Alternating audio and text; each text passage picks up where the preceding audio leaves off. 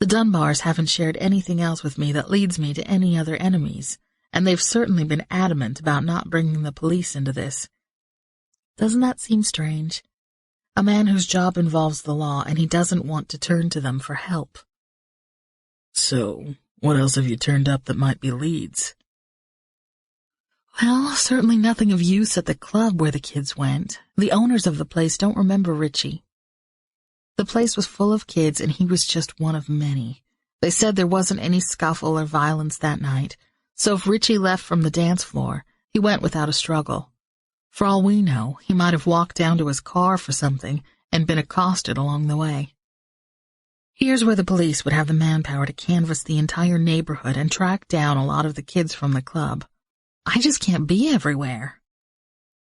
A sudden wave of helplessness washed over me. My throat tightened. What was I doing here anyway? I took a deep breath and let it out. Otherwise, the leads are few. Janie, the girlfriend, hasn't seen him. She's scared to death of what her father's going to do when he finds out she's pregnant, and she wants Richie back more than anyone at this point. The sound of a car engine broke the night, but it rushed right past. No hesitation whatsoever. Ian seems to be our best bet, both on motive and means. Someone's been keeping a close watch on the household, and he's certainly able to do that. Something skittered through the leaves behind me, and I jumped. Just a squirrel or something, Drake said. He put his arm around my shoulders, and I leaned into him. Hey, we could make out in the bushes. Yeah, and get caught with our pants down. Whoever's coming will surely do it at the least opportune moment. Wish I had night vision binoculars. Bet you I'd spot Nessie out there. You don't really believe in that monster stuff, do you? No, but I'll bet you do. I'll bet you're keeping your eyes right on that open space in the trees right there. I'll bet you're just waiting for something dark and slimy to... Drake, stop it! It's creepy enough out here without your helping matters. He slid his fingertips slowly from my shoulder to my neck, walking them underneath my hair and up my scalp.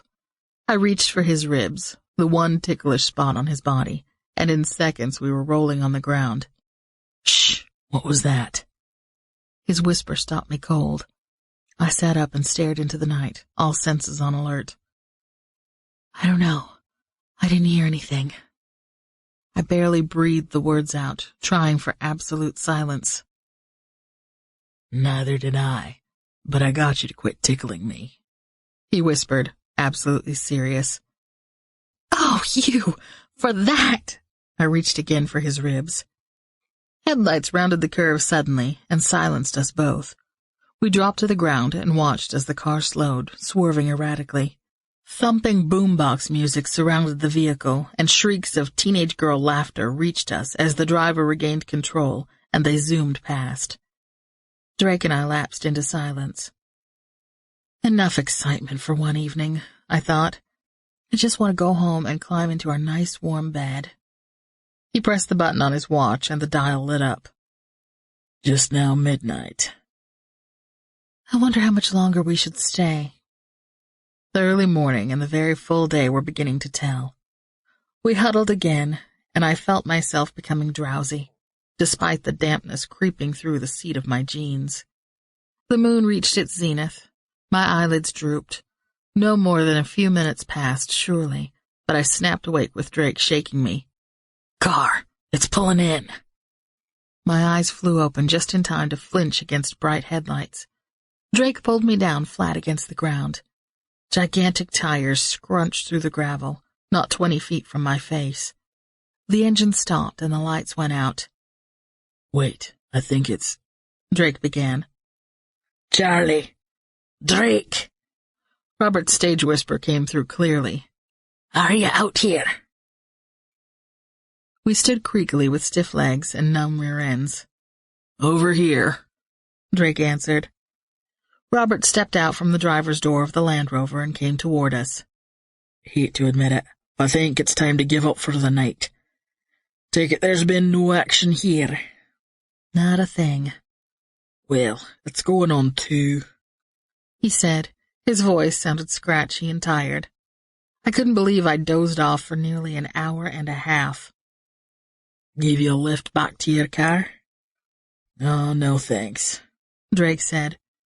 We could use the stretch. Robert reached into the trash can and retrieved the sack he'd deposited there over 4 hours ago, and tossed it into his vehicle. Drake and I shook hands with him and turned toward the road. Without having to pick our way through the woods, the walk back to our car took only 3 or 4 minutes, and we cranked up the heater the minute we got inside. With Drake at the wheel, I dozed again until we made the turn onto the grounds of Dunworthy and the narrow lane to our cottage. I wasn't aware of much else as I shed my clothes and fell into bed, until the phone rang. Chapter 29. I rolled over with a groan. My legs and hips responded stiffly after our nighttime hours in the woods. Gray light filtered through the drapes, and the room lay in shadows as deep as pre-dawn. The bedside clock said 9:30, and I came awake with a start. Had I really slept more than 7 hours? I reached for Drake before I realized he had leapt out of bed with the first ring of the telephone downstairs. His voice filtered up the stairway.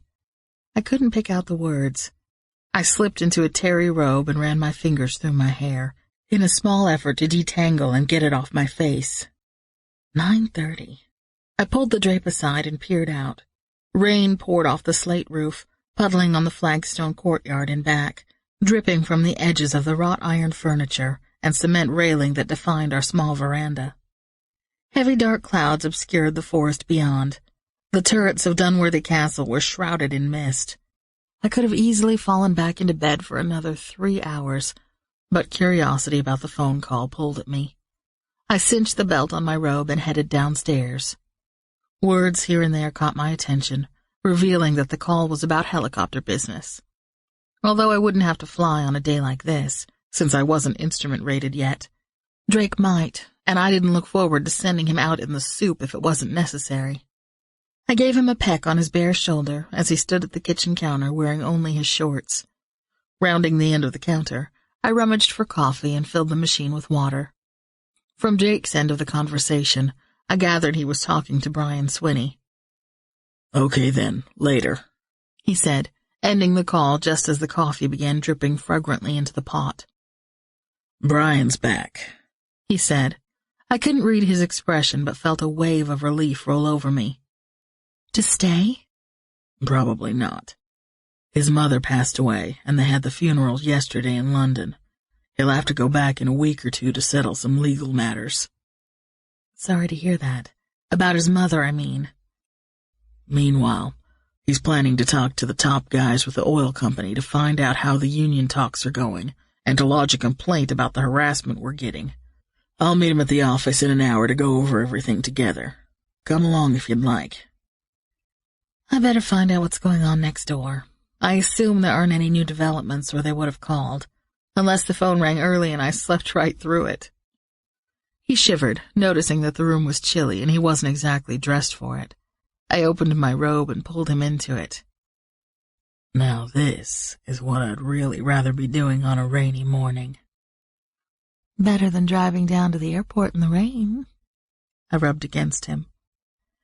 Maybe I could think of a way to warm you up real fast. Real fast, he said, scooping me into his arms and heading up the stairs. Think we'll manage more than a quickie anytime soon? I asked him 30 minutes later under the shower. He grinned and promised we would. The shower was a fast one, and we moved into overdrive, toweling off and pulling on clothing. I dashed downstairs while he shaved, and poured coffee into a travel mug, which I handed him as he reached for his rain jacket and keys. Drive careful, I murmured into his neck. I'm counting on more of that soon. He gave me a lingering kiss, then reached for his favorite cap. Soon. I watched him drive away, wishing I could slip back to sleep for another couple of hours, but knowing I was too charged up to actually manage it. I closed the front door and returned to my coffee cup, from which I'd only managed 2 quick sips so far. Popping 2 slices of bread into the toaster, I decided a little breakfast was in order before checking in with the Dunbars. Sarah answered the phone with a breathless hello on the second ring. Oh, Charlie, I'm so glad you've called. Anything new on Richie? No, I'm afraid not, dear. And now Robert's taking a chill. I'm just making him a hot lemonade for it. Uh-oh, I was afraid that damp air wasn't going to do him any good last night. Can you come over? Shirley will be getting some word today. I felt myself hesitate. Actually, Drake has some new developments going on out at the office. It wasn't exactly untrue. And I have to be there for a while this morning. Okay, so that part was untrue. But I didn't relish another day of sitting around the castle watching Elizabeth worry, Edward complain, Robert cough, and Sarah fuss over the rest of them. I'll have my cell phone with me. Call me if there's any news. I will, dear. The minute she hung up, I began to feel guilty. I had the feeling Sarah was the glue holding the rest of them together and keeping them from each other's throats.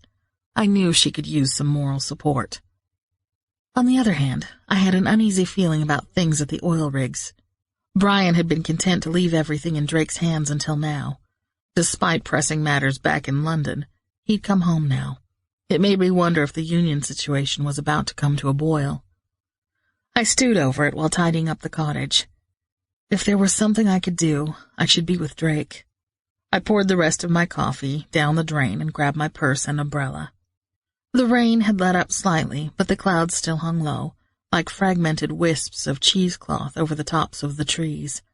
The lane was becoming muddy, and I dodged a few puddles as I headed toward the black-topped road. I was amazed at how quickly the storm had moved in and become heavy, considering that we'd watched the moon overhead past midnight last night. Typical weather over the North Atlantic, I supposed.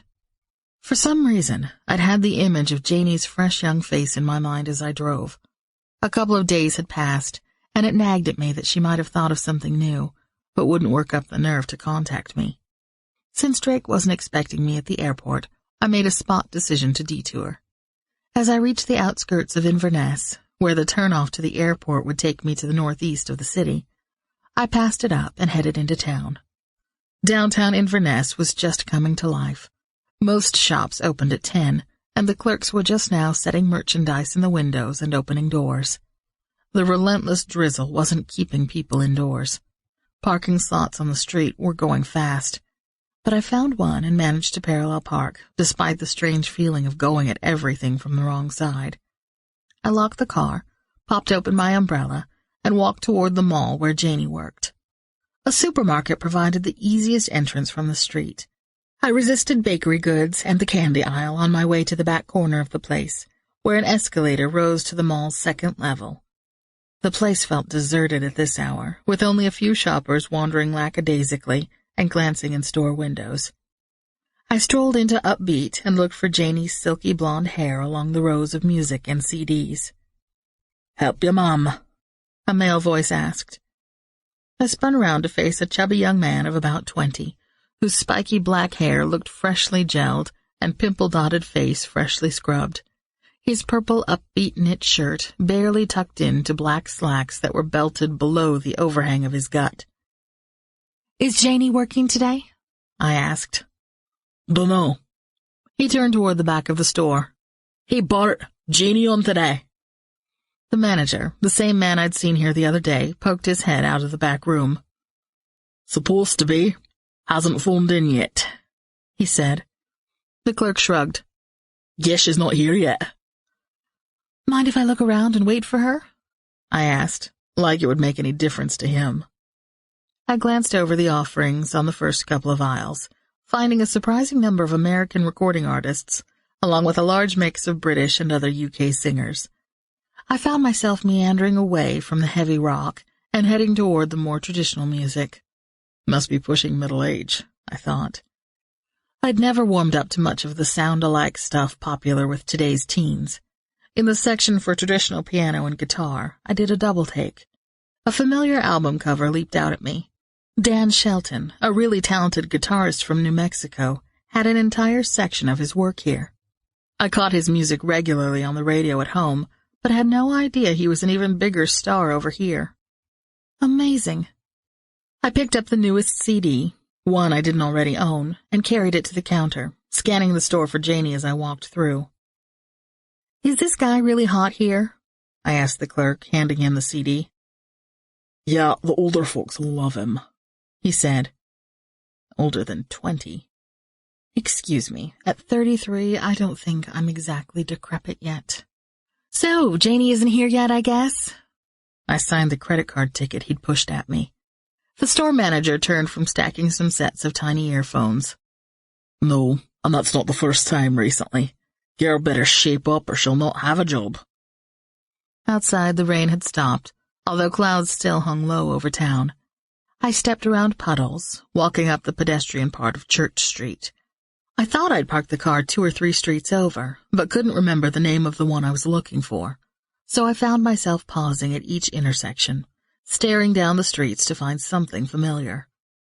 On the 3rd try, I spotted the Vector on the right-hand side of the road, just a few doors down. On the left, a flash of color caught my eye. Lewis's red hair. He and Alistair were walking away from me. Without a thought as to what I'd say, I hurried after them.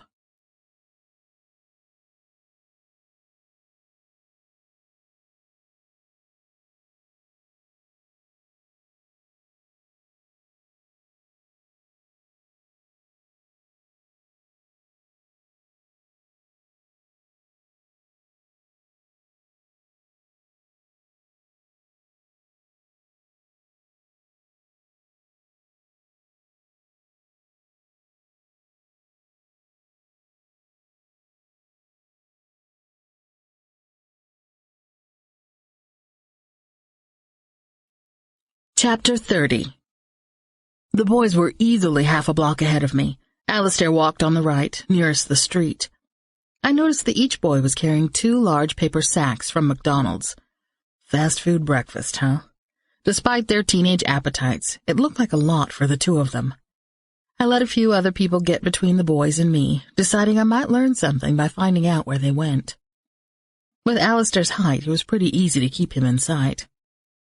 Intent as I was on peering between people to see the boys, I missed the man who barreled into me head-on, dressed in full Scottish attire, including a kilt, knee socks, dirk, and wool jacket. I wasn't sure how I'd overlooked him. Oh, sorry.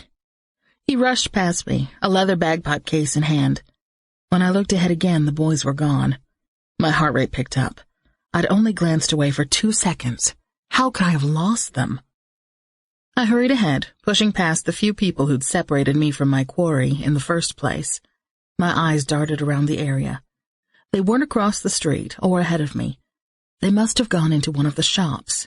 A quick peek inside the first one, a jewelry store, told me they weren't there. It was a tiny place with a U-shaped counter ringing all 3 interior walls. The second place was a kilt maker, equally empty at a glance. Rats. The third doorway led into the Victorian market. I rushed inside to find that it was a small shopping mall, T-shaped, with perhaps 24 stores and tiny booths lining the 2 central corridors. I walked the long side of the T, but didn't find a trace of the 2 boys. Exiting the market, I found myself facing the train station on Academy Street. Crowds surrounded it, and I just couldn't see myself fighting my way through to search there. And for what? I didn't have a clear idea why I wanted to catch up with Lewis and Alistair anyway. No doubt they were merely meeting friends in town for breakfast. They'd been antsy the day before at not being able to get out of the castle. Today they were making up for lost time. I crossed Union Street and found my car. It was high time I went ahead with the real business of the day, which was to help Drake at the airport. Fresh drizzle began to hit my windshield as I drove away from the center of town and located the roundabout that would point me toward the airport. The familiar route always made me feel like miles of countryside would go by before I got there, and the effect was especially noticeable today with the low cloud cover and cocoon-like feel inside the car. The Air Sea Helicopters van Drake had been driving sat outside the small detached office building, alongside Maggie's tiny car and another I didn't recognize, Brian's personal car probably. Next to the office, the hangar doors were closed, the building's gray interior blending so well with the weather that it appeared almost ghostly in the mist. I fumbled with my umbrella, trying to handle it, and the car door, and my purse, and my keys all at once. This desert kid was still far from adept at handling wet weather paraphernalia. By the time I'd crossed the graveled parking area and a stretch of grass that separated it from the sidewalk, my shoes were picking up dampness. "Hey, Charlie," Maggie greeted as I walked in. She turned the heater on and the office was cozy. "Are the guys—" I started to ask if they'd taken flights, but saw Drake standing by a wall map just then. "No, we're socked in. Rain's one thing, but the winds out there over the sea have picked up. It's pretty rough." "Is Brian—" "Went over to the hangar for a minute. He'll be right back and I'll introduce you." I shed my damp jacket and purse and turned to Maggie. "Looks like you've got everything here back in shape." "Yeah, wasn't too bad," she said. Her dimpled smile belied the ordeal she'd been through just a few days ago. "I didn't want Brian to come back to a mess." Here was Maggie, probably 5 years older than Janie and about 20 years ahead of her in maturity. I thought of the possibility that Janie and Richie would decide to get married and raise their baby. The girl had a lot of growing up to do. Somehow, though, I couldn't see Edward sitting still for his son becoming trapped in a marriage at a young age. This was a man who'd have bigger plans for his boy. I didn't look forward to watching the fireworks when the Campbells faced that situation. "Check it again." Drake's voice broke into my consciousness with something that seemed to require a response from me. "Sorry, hon, I was drifting." "I said that I was going to take you out and buy you a fabulous present," he said, trying hard to keep his face serious. "But since you didn't act like you wanted it—" "You did not." I turned to Maggie. "What did he really say?" "He said that he'd take you out to lunch, and when you got back he'd check the weather forecast again." That sounds much more like it. And the answer is yes. Just for the record, the answer would have been yes if the question had involved a fabulous present, too. I mouthed a little kiss his direction. "Mind if Brian's included in the lunch plans?" he asked. "Maybe we could all four go?" I asked, looking at Maggie. "Oh, not me, thanks. I just had something." As if he'd been paged, Brian Swinney came through the door. I hadn't met Brian when we first arrived because he'd already been in London. Drake and I had taken our check flights with a government man from the Civil Aviation Authority. Brian could have been Drake's older brother, tall, slender, with salt and pepper hair and a rugged face. The dark brown eyes framed in black lashes were the main difference. His grip was firm when Drake introduced us. His smile showed straight teeth and an inner warmth. I could easily see why the two men had become fast friends all those years ago. Lunch plans decided, the three of us piled into the company van and headed back toward town. Brian had a favorite seafood place, one we hadn't discovered yet, and we ended up in a back corner of a large room packed with formica tables and funky plastic chairs. Ours was one of the few spots with a half-wall divider, making it feel somewhat like a booth. With the possibility of flights this afternoon, we passed on the offer of ale and stayed with Cokes instead. "Drake tells me you found yourself in the middle of a mystery, out at Dunworthy," Brian said, after we'd all ordered the lunch special, a grilled salmon. I sketched out the barest outline of Richie's kidnapping, not wanting to bore him with too many details, or admit how far I still was from retrieving the teenager. "Funny bunch, those Dunbars," he said, taking a sip of his tepid Coke. "Always something going on with them, I think." "You mean they've had other kidnappings in the family?" "Oh, no, not that. Always something, though, it seems. Years ago, I was flying in the States back then. There was some scandal with Robert Dunbar's sister. Left her husband and ran off with an Italian count or something.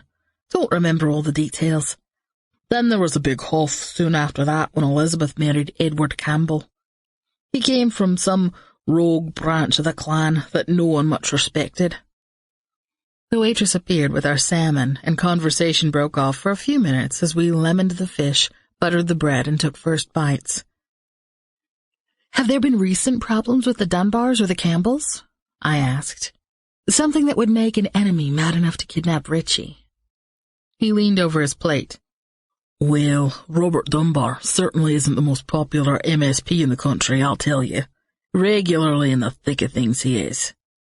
"Like?" I knew about his unpopular vote on wool pricing, but wondered what else Brian might know of. "Oh, The thing we're up to in our necks right now, this business between the helicopter operators and the boat guys. Dunbar's vote on one bill took away the subsidies those boat operators have gotten for years. Now they have to compete like the rest of us, and they don't like it a bit. Owners want to cut wages to make up the difference, but those union men pitched a fit over that. Any of them personally threaten Dunbar? He shrugged. Wouldn't surprise me. It was a close issue. He and 2 other members cast the deciding votes. What about this guy Brankin that's been so vocal toward us? Is he pretty high up in the union? Drake asked. Brian took a bite of garlic toast and worked it around in his mouth a moment. Brankin's a thug. Pure muscle, below the neck, that is. Does what he's told. And he's been told to intimidate us. Apparently so. I told Joe to save that fuel line he removed from the Aster. I want you to take a look and see if you think someone punctured it. Brankin might do something like that, but I tend to doubt it. For one thing, I'm not sure he's smart enough to open the service door, much less figure out which lines carry the fuel. I won't rule it out, though. Could have ordered someone else to do it. One of that little gang always hanging around him. He wouldn't have had time to study it, Drake said. I'd landed out there and shut it down just long enough to use the head and go over the schedule with Finney. I wasn't inside more than 10 minutes. Yeah, see, I think Brankin probably wouldn't have taken the risk of being caught in the act. He's more a dark alley kind of guy. Catch you alone and whack you from behind. You want to watch yourself around him, that's for sure. Think he could have handled a kidnapping? I asked. Wouldn't put it past any of them to grab some kid. Don't think Brankin could have planned the whole thing. And I really doubt he'd be the type to stick around and babysit the kid for days. Has there been some ransom demand? £50,000. He waited, silent, while the waitress picked up our plates. That's not much. Union guys would probably be wanting a lot more than that. But you never know. Couple of the men, acting on their own. It might look pretty good to them. He picked up the check and raised his palm to wave off our money. His company credit card would cover lunch.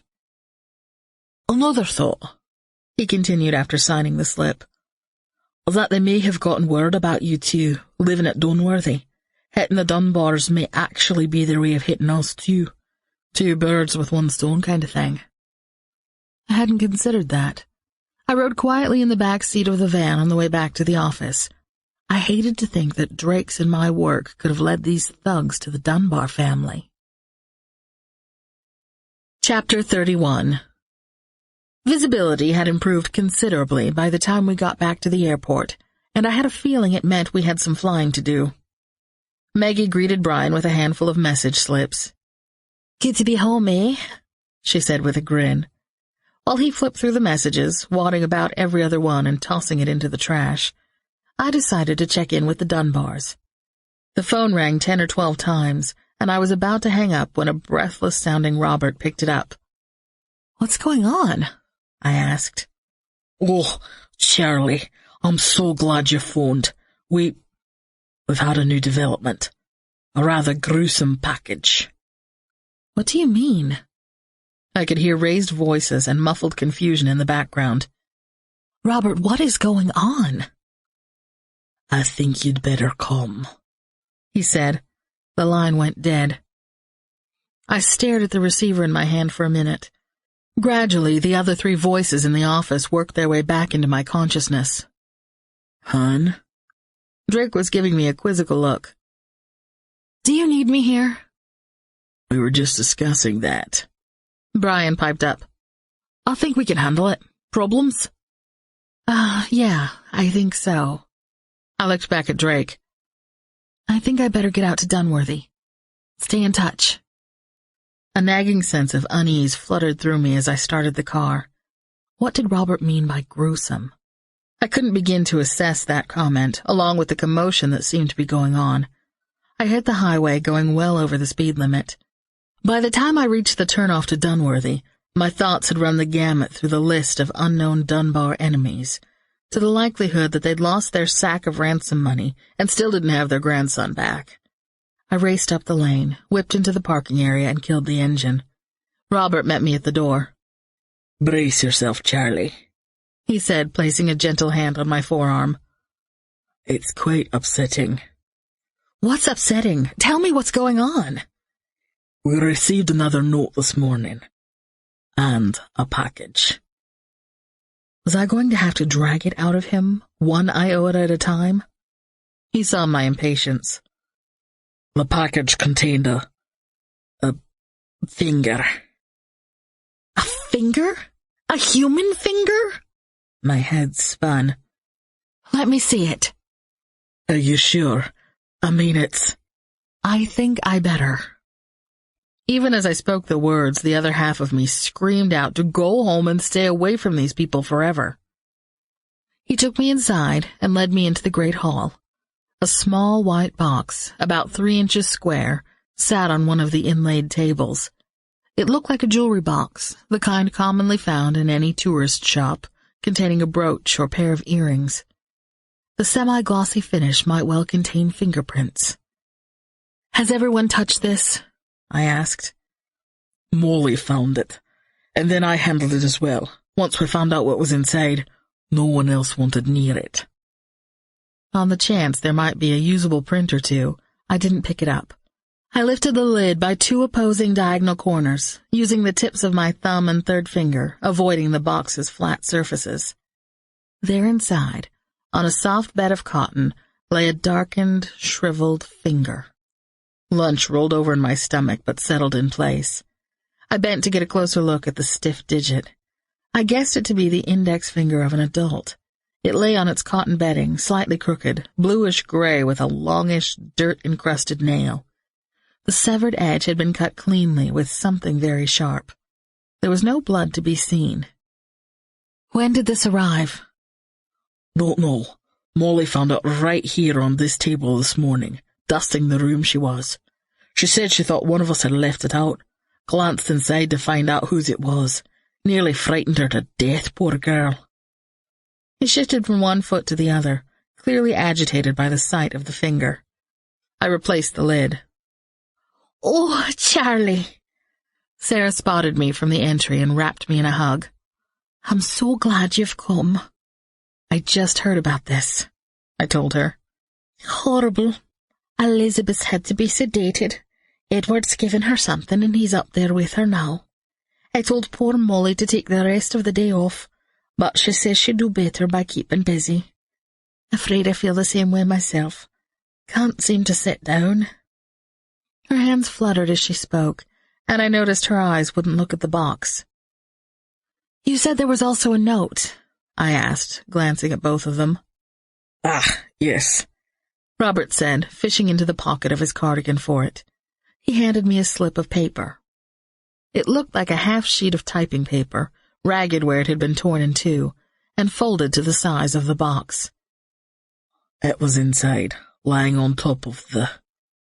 I unfolded it and read, No more fooling around. We want our money now, or you'll get your boy back in pieces. Your phone will ring at 1 o'clock. It's after 1 now, I pointed out. Has there been a call? No. What are they doing to us? Robert put his arm around his wife's shoulder. Trying to drive us mad with worry, I'd say. Can't believe we're dancing to their tune for 3 days now. Makes me want to have a go at them with my shotgun. No, Robert. You've seen what they'll do. Poor Richie. No, he's missing it. She gestured toward the box, but still wouldn't look at it. I took a deep breath. Somebody had to be the voice of reason here. Okay, let's all calm down a minute. For one thing, I'm not at all sure that's Richie's finger. I'm certainly no expert, but that looks like it came from someone older and larger. I remembered Richie's almost delicate fingers as he talked to me outside the Crofters' hut the other morning. The one in the box was definitely stockier and with a longer nail. Secondly, we can't do anything until there's a phone call. We don't know what they'll have us do yet. I turned to Sarah.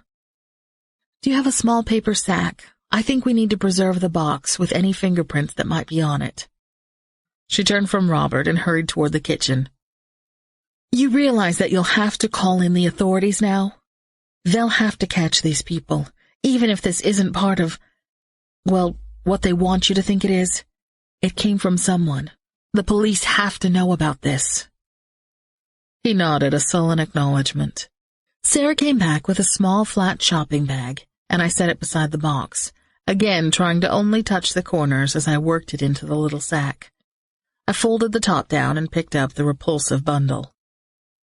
"We'll put this in a safe place until the police can look at it. I don't want anyone else to touch it."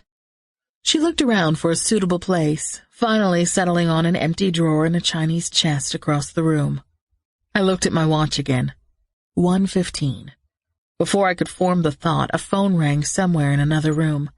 My stomach did a flip as Robert and Sarah both visibly started. "Quick, is there an extension phone somewhere?" I asked. "Take the kitchen phone, dear," she said to Robert. "I'll show Charlie the one in the drawing room." We rushed down the corridor. "Get it right after the third ring," I told Robert. Sarah pointed to an old 50s-style phone on the table in the corner of the celery green room. I let it complete its third ring, then gently lifted the receiver. Robert's hello came through. I shifted the mouthpiece away from my face so my breathing wouldn't come through the line. "Last chance now, old man," said the voice on the other end. "You got your little gift, didn't you?" I listened intently, trying to analyze the sound of it. "Yes." Robert's voice was small, strained. "Go back to that waste bin on the Loch Ness Trail. You'll find a note. Do what it says. Come alone. No police." The line went dead. I replaced the receiver gently, closing my eyes to capture the sound I'd just heard. The gruffness of the voice, the pitch, the words. I put up a hand in a stop motion towards Sarah. That voice. There was something very familiar about it. I let my mind absorb the sound and form a picture. I thought I knew who we were dealing with. Chapter 32. Robert hurried into the room. "You heard what he said. I better get going." "I want to figure out a way to go with you, without letting them know I'm there. Can you gather the rest of the family?" Sarah hurried toward the stairs to get Elizabeth and Edward, while Robert and I headed to the front door. "I think it's someone close by, someone who knows our moves." "Brody, we figured that out." "No, we didn't. I know you'd like to suspect him, but I have my doubts." I watched him raise the seat of a bench in the entry and pull out the plastic sack of money. "There's a spot up by the rock garden that gives a perfect view of the castle, including the door and the parking area. I think someone's been watching your family." The others joined us in the entryway, including Molly. I briefly outlined what I wanted them to do. Staying close together in a group, we walked outside. As planned, Robert made a show of opening the back door of the Bentley and tossing the sack of money into the back seat. I ducked under his arm and crawled onto the floor of the back. Robert climbed into the driver's seat, and we were off. I could only hope that the others would play out their portions of the little scene. The plan was, if they walked back inside together, anyone watching wouldn't realize that I wasn't with them. I settled into a more comfortable position on the floor of the luxury car. It handled the dirt lane smoothly and truly glided once we came to paved roads. "Everything all right back there?" Robert asked over his shoulder. "Just fine. As we get closer, don't look back at me. Let me know if you see anything unusual." I settled in for the ride. It would probably take at least 30 minutes, and I found myself becoming drowsy by the time Robert alerted me that he was making the turn to the Loch Ness Trail. In a few minutes, I felt the car slow and stop. "The voice said there would be a note. Can you see it?" "Not yet. I'll get out and look." His door opened and closed. I fidgeted on the floor of the back seat, not daring to raise my head. "Got it," Robert said as he slid into his seat again. "Any sign of anyone watching the area?" "Nothing. Here's the note." "Don't pass it back here. Read it aloud." Paper crinkled and he cleared his throat. "That was step 1. Keep driving south to Fort Augustus. Put the money in the waste bin at the petrol station on the left. Walk across to the restaurant directly across the street. Go through it and out the back door to find Richie. You have 20 minutes. How do they know what time we're picking this up? I asked, throwing logic into the problem. Pass the note to me, down low. Robert started the car and thrust the paper through the space between his seat and the door. He began driving as I flattened the sheet. Again, it was written on plain typing paper, the letters in block printing that looked like someone's attempt to write with their offhand so it wouldn't be recognizable. I stuffed the note into my jeans pocket. The car picked up speed and I braced myself, dreading the possibility of a head-on crash on the narrow, twisting road. An eternity passed before Robert announced, Fort Augustus, 3 miles. Any other cars in sight? Not a one. I have to straighten my legs for a minute or two. I groaned. I raised myself to a position where my butt could rest on the edge of the seat, while my legs stretched fully extended to the floor on the opposite side of the roomy old car. Tingles shot through my ankles and feet. I wiggled them to get the feeling back. The view outside was pretty much like the rest of the Loch Ness Drive. Thick forest with occasional glimpses of the lake on our right. Any thoughts on what I should be doing while you're walking across the street to that restaurant? Can't very well let anyone see you lying on the floor back there, can we? When you get to the petrol station, see what the layout is like. Maybe there'll be a place you can park off to the side, away from the pumps. Yes, that would be logical. A sign indicated that we were 1 mile from Fort Augustus, so I ducked back out of sight. I felt the car slow down considerably. There's the station, on the left. The car glided over the driveway bumps. There's a spot near the toilets. I'll park there and walk the money over to those bins by the pumps. Anything in here to cover me up with? I asked. I felt suddenly vulnerable to view by anyone strolling by, who would surely wonder why a woman was crouching behind the driver's seat in a parked car. Jacket? Could toss mine over you. The vehicle lurched as the front tires hit a bumper of some kind. He cut the engine and opened his door, while I made myself as tiny as possible, wrapped around my purse into a Charlie ball. Ow! What was that? I muttered as something hard in Robert's jacket hit me on the head. Oops, cell phone. Guess I better take it with me. He retrieved it and spread the jacket softly over me. It blanketed me in a cloud of darkness, and a residue of men's club smells, cigar smoke and aftershave, underlaid with a wisp of male sweat. I hoped he wouldn't be gone long. The plastic garbage bag crinkled, electric locks clicked down, and the car door thunked soundly shut. I tried to mentally map out Robert's progress, imagining how long each step would take, and how soon I could again uncurl. By the time I'd imagined him dropping the money bag, crossing the street, and walking toward the back of a restaurant I'd never seen, my knees felt like they'd been crimped in a vice. I sneaked a look at my watch and saw that he'd only been gone 2 minutes. I watched the second hand creep around until that became 3 minutes. This was a dumb idea. I should have had him drop me off a couple of blocks away, and I could have found a surveillance spot within view of the money bag. By now, they'd probably snatched the cash and taken off. Here was I, not seeing anything, and there was Robert, waiting for Richie, who probably wouldn't turn up at all. From somewhere in the depths of my purse, my cell phone rang. I whacked my elbow on some hard surface as I struggled to unzip the bag, while remaining wrapped around it like a piece of bacon in a rumaki appetizer.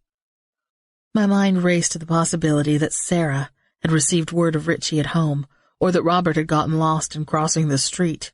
I finally managed to fumble for the phone by feel and get the correct button pressed in the half-light under my jacket cloak. Hello? Charlie, it's Maggie. My brain took a very long moment to process. Maggie? At the office? What's wrong? Nothing could be right if Maggie called me now. I can't read Brian or Drake on the radio, she said in a shaky voice. Are they in flight? I think so. Last word was that they were lifting off in 5 minutes. That was 30 minutes ago, and I've been trying to call them since. What's your procedure? I heard a key in the Bentley's lock. Hold on a second, Maggie. Blast it, Robert said. More instructions. The sack of money flew over my head and landed with a thump on the back seat. Just a second, I told him. Turning back to my phone, I said, Maggie, do you have safety procedures to follow? Some policy on what to do when an aircraft is considered late. Yes, somewhere around here. Find them. Usually you're supposed to wait about an hour. Keep trying the radio and call me back if you can't raise a response in that amount of time. Can you come? Not at this moment. I'm not sure what's happening. I'll check back when I can catch my breath. I clicked off before she could say anything more. I realized the car was in motion again. Unbearing my head from the cigar-reeking jacket, I took a deep breath. What's happening? Damn it all! They called again. I done everything just right. Dropped the money, walked through that little restaurant across the road. There was a back door straight through the place, and I went out there. Phone rang. What did they say? Same voice as before. Said, good work, old man. You can follow instructions. Now go get the money and drive it up to Drumnadrocket. Of course, by now I'm frightened that someone else may have picked up the money. Where's Drumnadrocket? Other side of the lock. About halfway back to Inverness.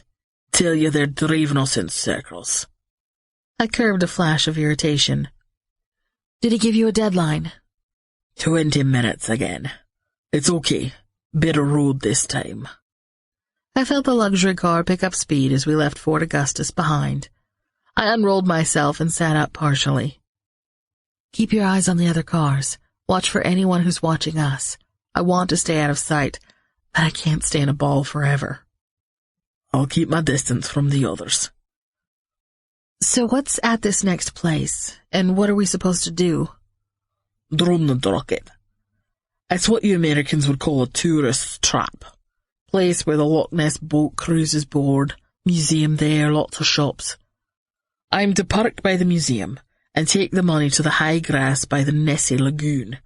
Then I go into this one shop and buy something. When I come out, Richie's supposed to be standing by Nessie. Standing by Nessie? You mean he holds still? Ah, big plastered dinosaur is what it is.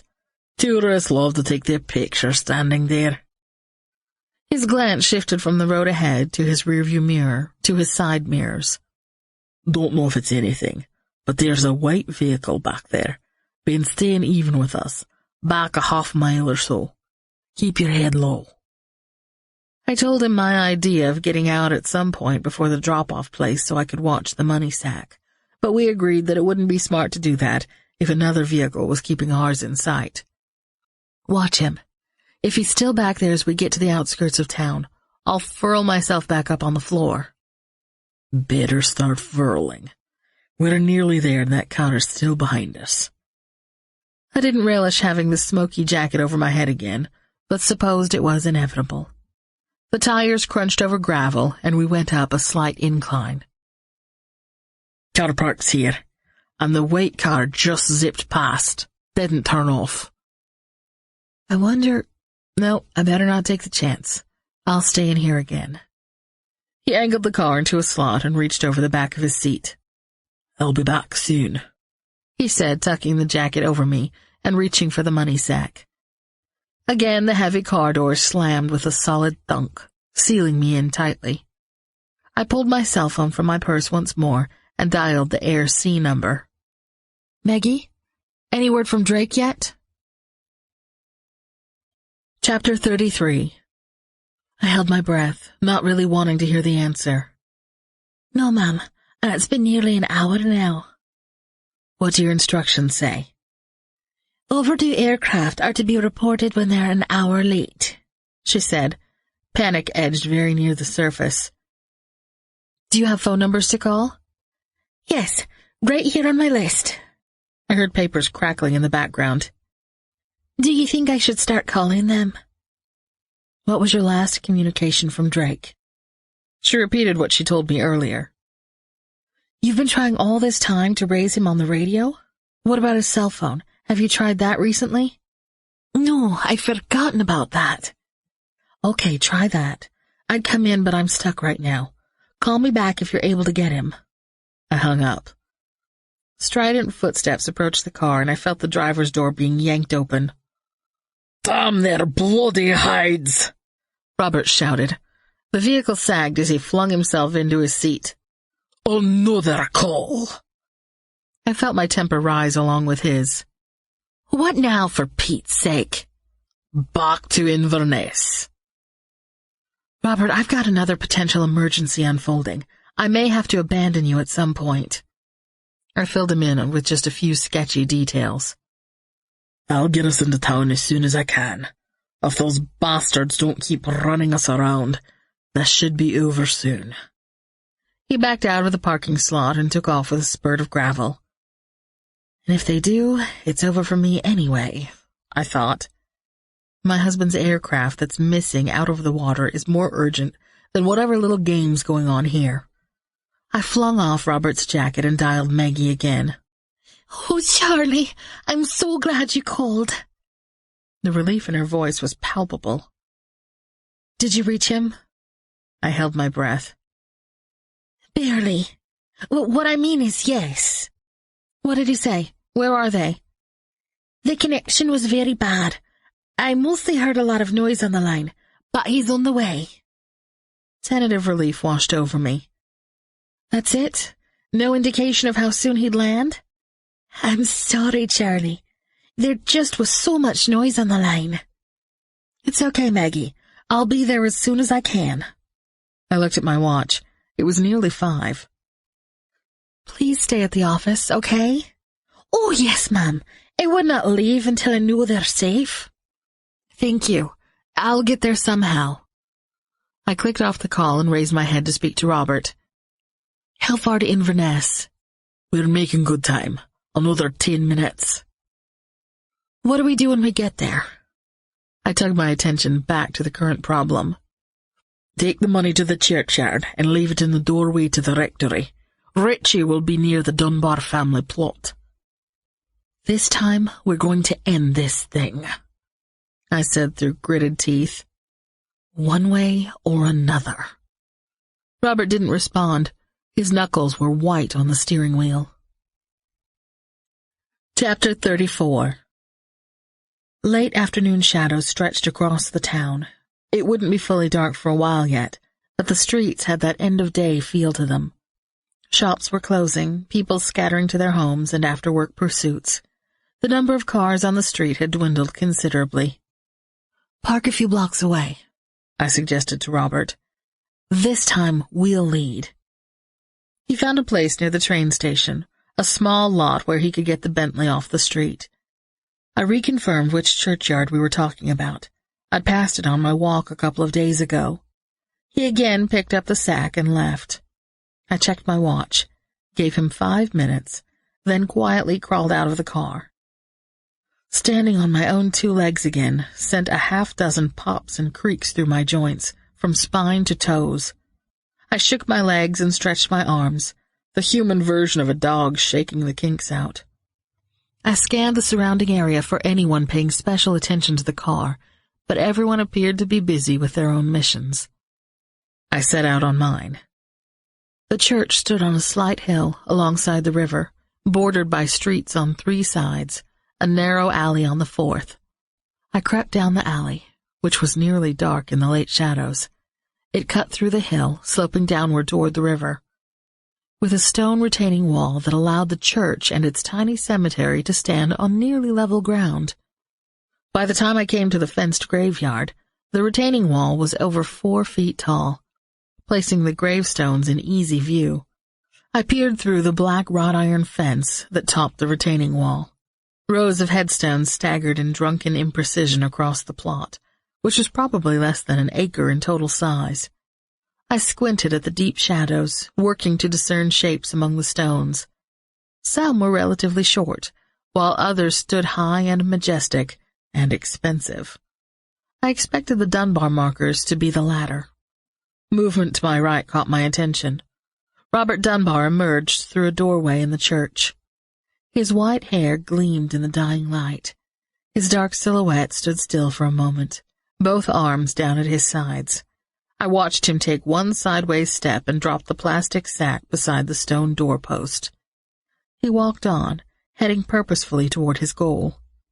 In the shadow of an obelisk marker, about 5 feet tall, I spotted a huddled figure, waiting. It was male, dressed all in black. Richie Campbell watched his grandfather walk through the center of the cemetery. Chapter 35. My eyes darted to the doorway where Robert had dropped the money. I knew what was about to happen, and I had to stop it. I turned and raced back up the alleyway to the street. There was no way through the iron fence except into the building. Shit! How would I find my way around in there? The front doors faced the street. I ran up the few steps and yanked one of the double doors. I found myself in a vestibule with 4 doors, 2 in the wall directly in front of me, 1 in each of the narrower end walls. I took the one on the left, figuring it was at least on the same side of the building where I wanted to end up. A startled priest stepped back when I jerked open the door. "Does this lead to the graveyard out back?" I asked somewhat breathlessly. He nodded. "Straight down this corridor, turn left at the end." "Call the police." He stared, uncomprehending. "Now! There's a kidnapping underway!" I turned and ran the length of the stone hallway. The left-hand turn he'd indicated only led me to more choices. 2 more closed doors faced me. I chose the one on the right, again hoping it led in the general direction I wanted. It pulled inward, and I found myself on a small stone porch, under a slight protective stone overhang. The plastic sack lay on the ground about 10 feet ahead of me. I ducked into the shadows as I watched 2 black-clad figures approach it. The taller one picked up the sack, hefting its weight, chuckling. He handed it to the shorter guy and said, "See there? We did it." "No, you didn't," I said, stepping from my concealed spot. They both stared at me, mouths slack. "This was a really stupid stunt," I told them. Lewis slumped, dropping the bag on the ground. Alistair made a grab for it, but I reached it first.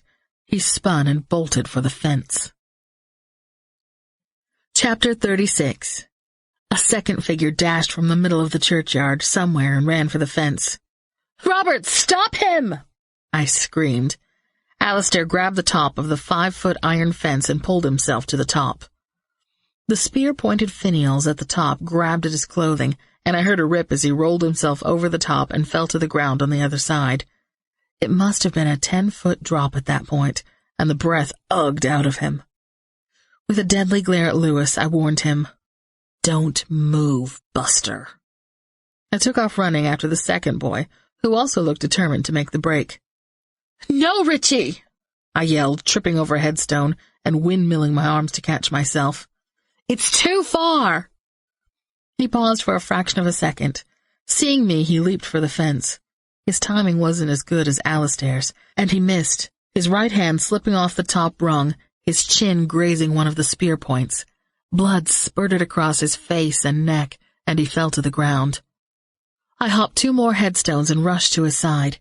His face was a white moon in the twilight, the blood flowing blackly as it poured down his neck. "Here, Richie, lie down," I said, willing my voice to remain calm. "Let me look at this." I turned his head to the side and pressed my fingers against the side of his neck. It was slick with blood, and his breathing had become shallow. "Robert, get an ambulance!" I shouted over my shoulder. Blood continued to run past my fingers. I yanked at Richie's t-shirt and ripped off the tail of it. The small scrap that came away wouldn't do any good. If he'd cut his carotid artery, he'd probably bleed out in a few more seconds. I pressed hard with my bare fingers. "Now!" I screamed. Left-handed, I ripped away more t-shirt material. I pressed it to the wound and felt it saturate way too quickly. In the distance, sirens undulated. Chapter 37. Robert dropped to his knees beside me. "Help is on the way." I lifted the sodden scrap of cloth and tried to see the wound in the failing light. The source of the flow was at the edge of the boy's jawbone. A brief gash of white showed through before blood covered it. I turned the cloth over and reapplied pressure. Richie groaned. I think it missed the carotid, but just barely. Where were the paramedics? I looked up to see the priest I'd passed earlier coming toward us, his arm around Lewis's shoulders. The boy's freckles stood out against his marshmallow white face, even in the twilight. Did you call for help? I asked the priest. As you asked. Go back inside and direct the paramedics out here. This is a critical situation. I looked again at Richie. And send the police for that other kid, the one that jumped the fence. He turned, leaving Lewis staring at Richie's prone form, his dark eyes looking empty as black holes in his skull. Will he be okay? He asked. I don't know, Lewis. Richie's eyelids fluttered and he lost consciousness. I don't know. Chapter 38. Blue and white lights flashed along the lower street and rounded the corner. I looked at the wound again. The blood flow had slowed, thank goodness. I ripped off another patch of shirt and applied it. Richie's face was whiter than I'd ever seen on any human. A commotion behind me told me that help had finally come.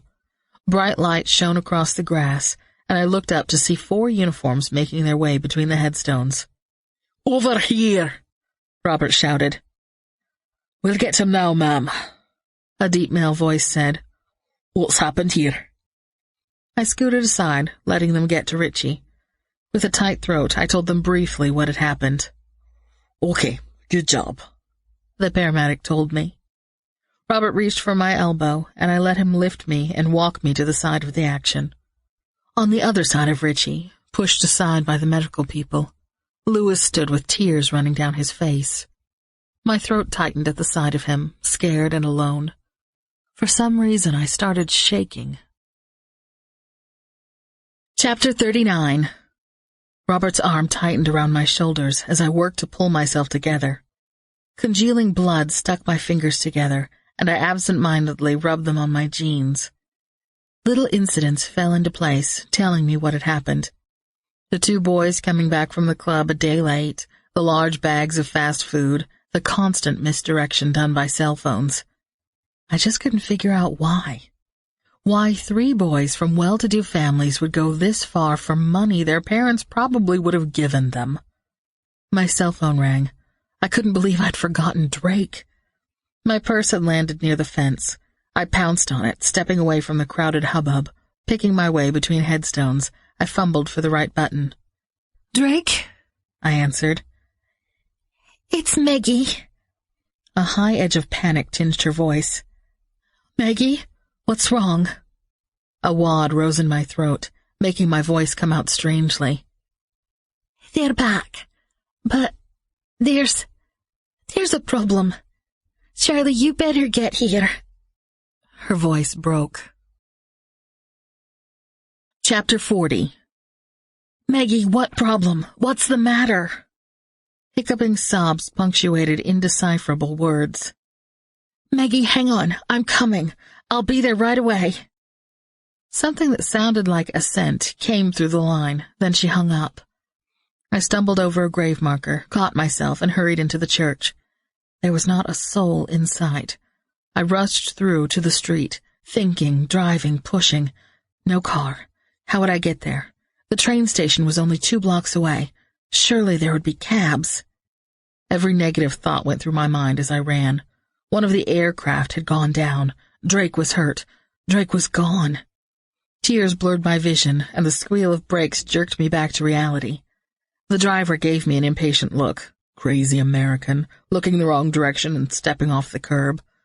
I crossed in front of him, swiping at my eyes with my sleeve. 4 cabs waited at the stand in front of the train station. I ran to the first one. The driver looked up, took one look at me, and recoiled. He rolled up his window and drove away. I forgot how I must look. My clothes and hands were covered in blood. The next cabbie rolled forward, glanced, and kept rolling. I ran to the end of the line, into the shadows, to the last cab. Whipping the back door open, I jumped in. "Please, there's been an accident," I said in a whoosh of pent-up breath. "I have to get to the airport." "No problem, Mum," the man said, not even looking at me. He gently steered the car around the others lined up at the curb. "Hurry," I softened my voice. "Please." "Sure, Mum. I'll get you there." He punched the accelerator and I fell back against the seat. I looked down. My phone was still in my hand. Bringing up the auto dial for Drake's cell phone number, I pressed it and listened to the quick set of chirping beeps. It rang 4 excruciatingly slow times before the automatic voice came on. "We're sorry. The cellular phone customer you are—" I clicked it off in disgust. I dialed Air C's number. Maybe I could get something coherent out of Maggie now. The phone rang repeatedly.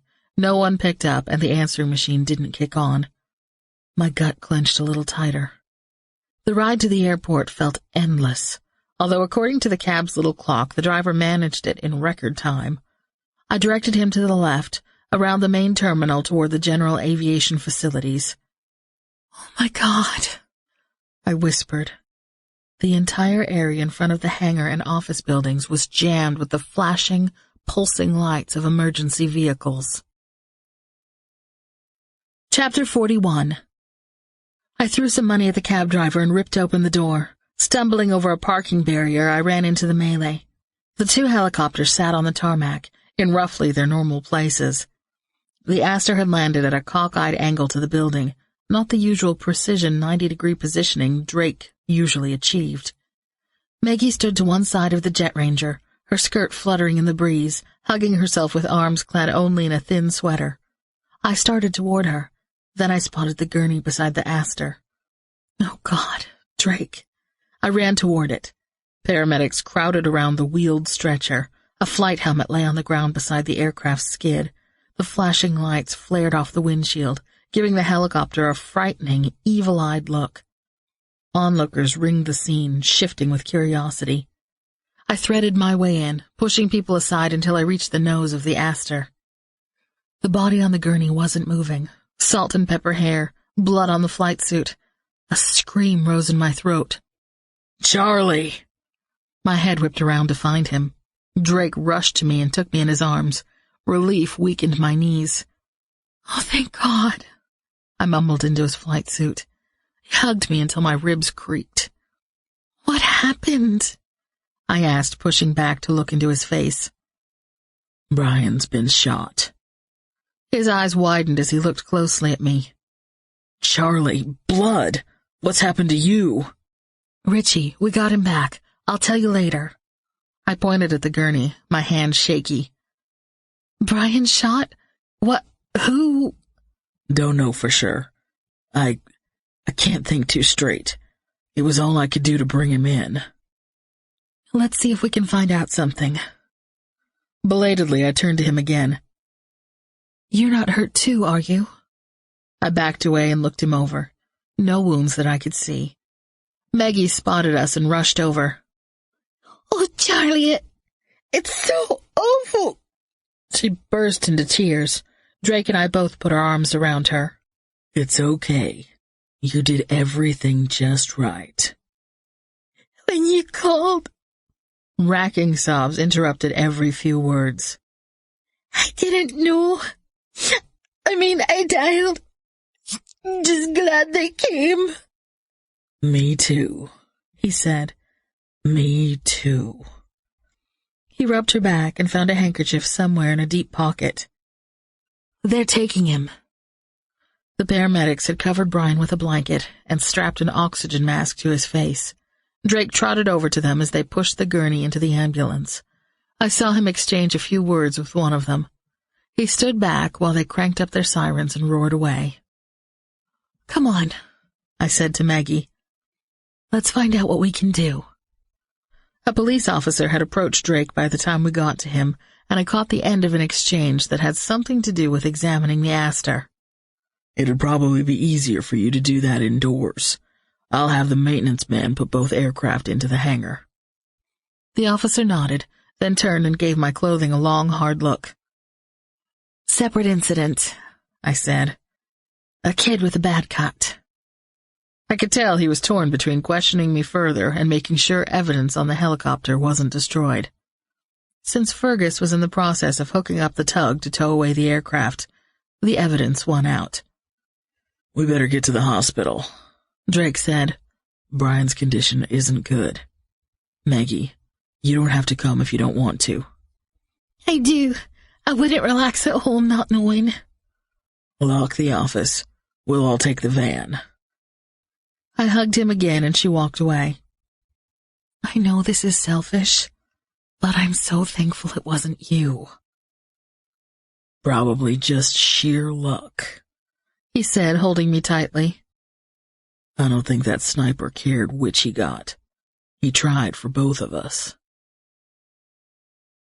Chapter 42. The emergency room bustled with activity.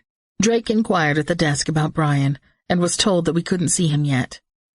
I'd just asked about Richie Campbell when a pretty red-headed woman approached the desk. "I'm Karen Sweeney," she said a little breathlessly. "My husband was brought here." Drake turned to her. "Karen, I'm Drake. This is my wife, Charlie." Karen's creamy complexion was marred by red blotches. Her workout attire suggested that she'd been at exercise class when she got the call. Her flame-red hair was pulled back into a ponytail, and a headband circled her forehead. When the woman at the desk told her she couldn't see Brian yet, her face crumpled.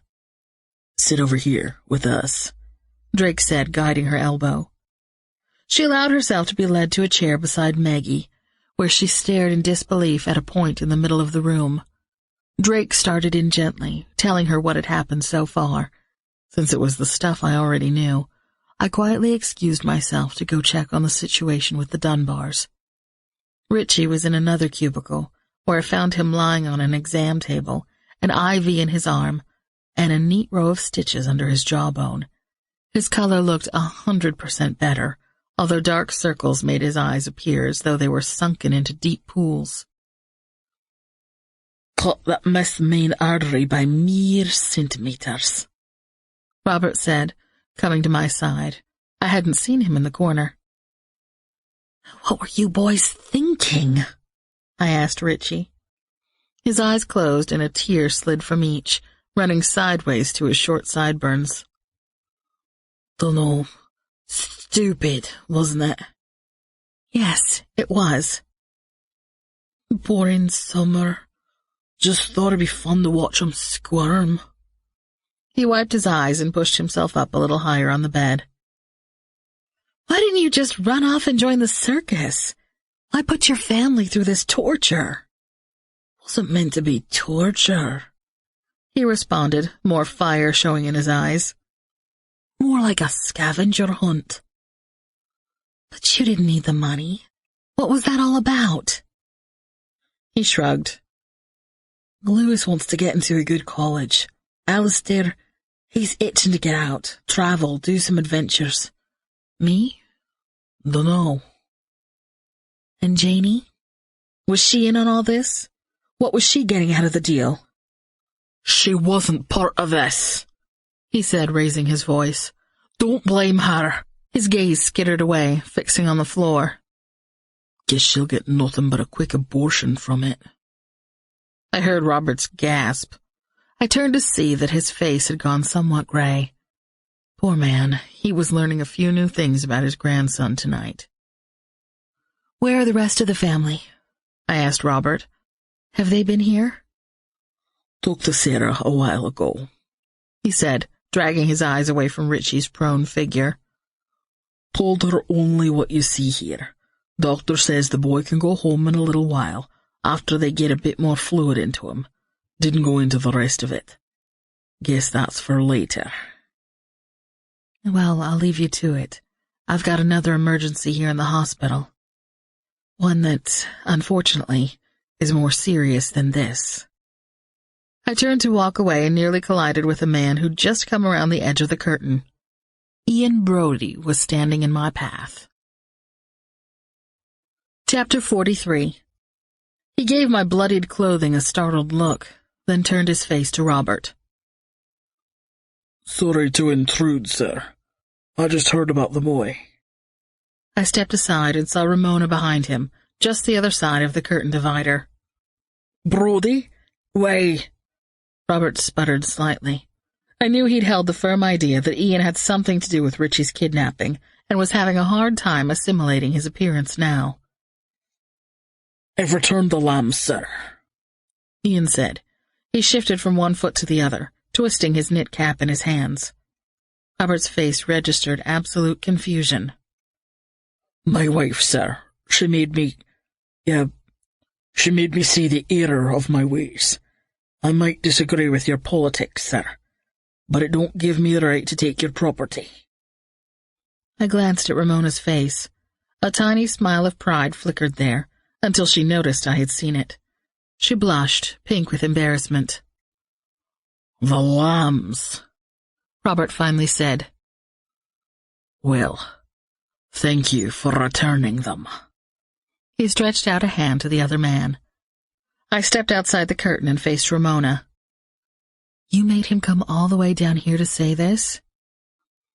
"Well, we went to the castle at first, had the lambs in tow.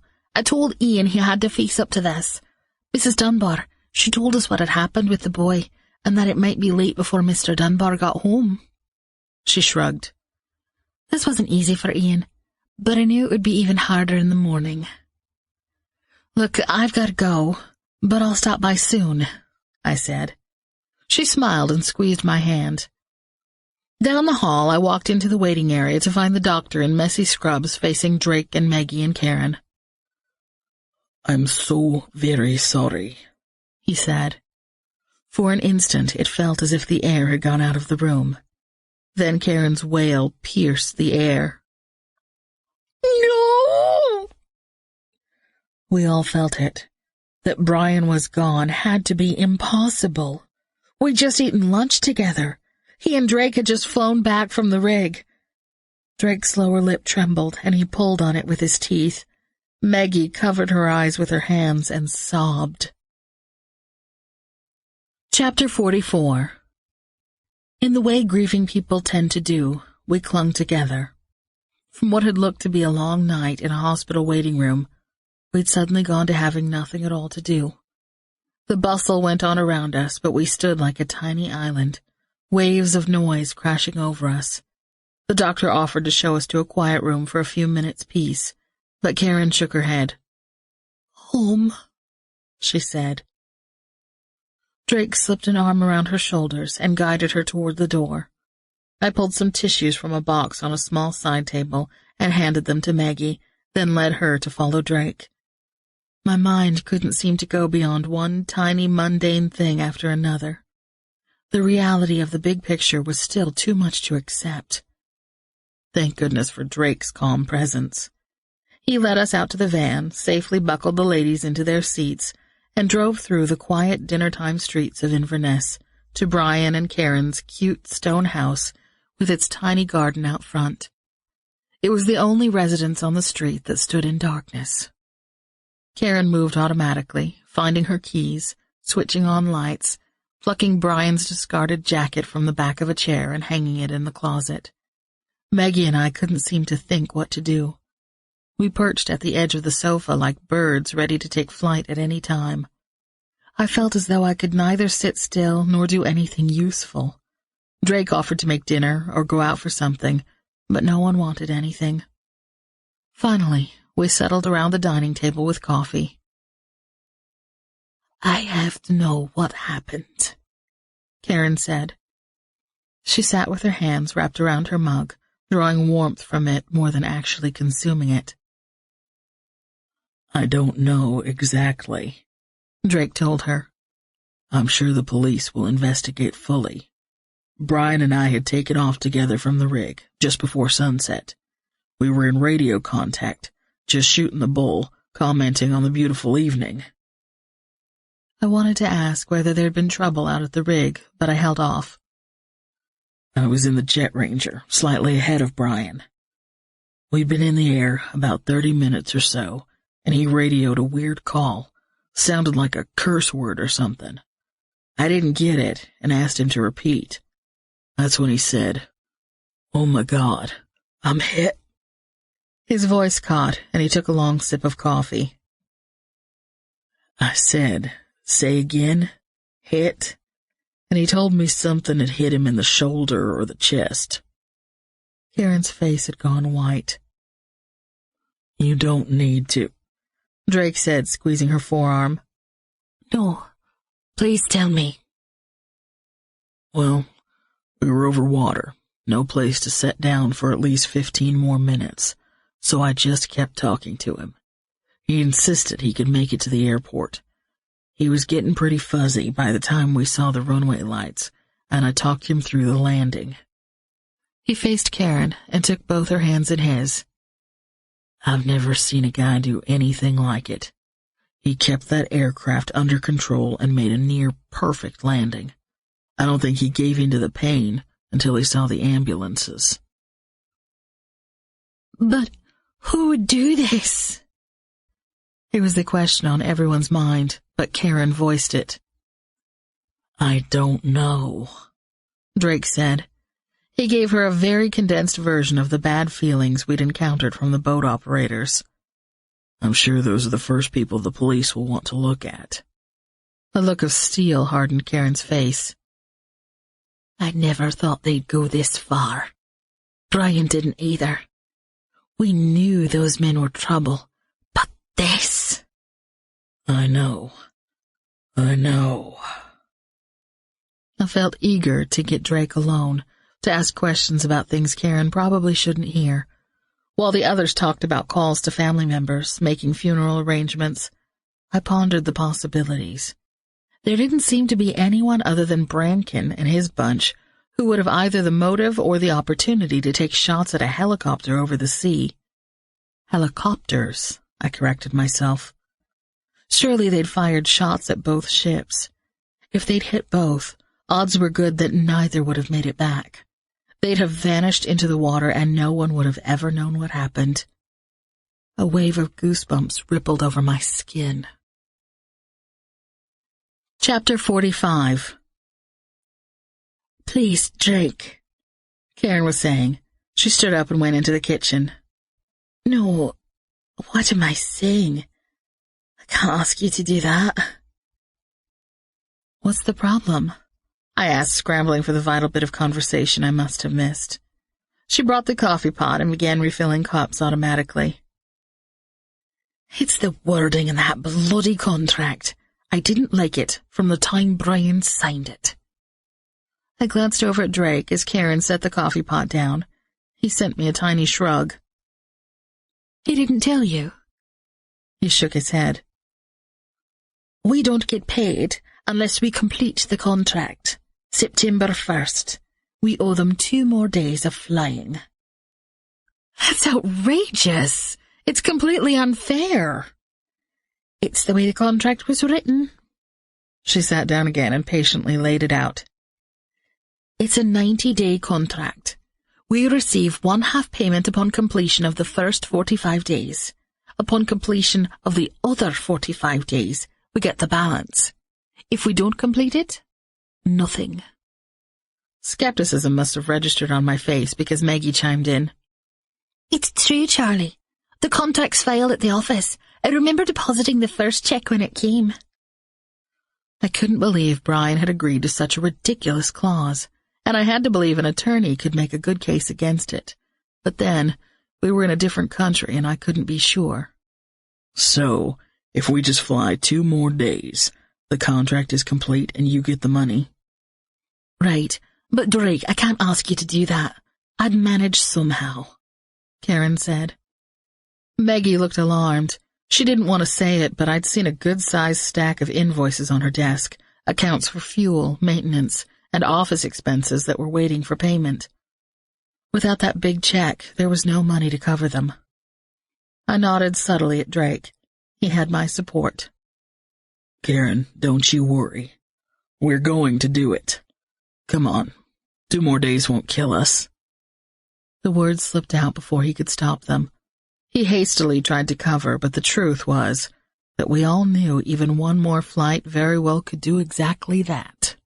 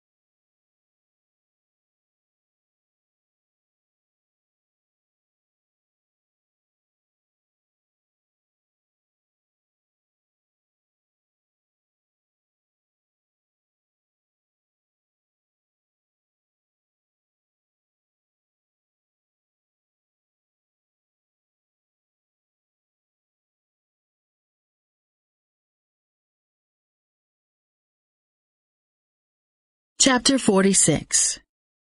Hours later, Drake and I finally found ourselves alone, back in our own cottage. We'd arranged for a neighbor to stay with Karen overnight, and we dropped Maggie back at her car parked at AirC's office.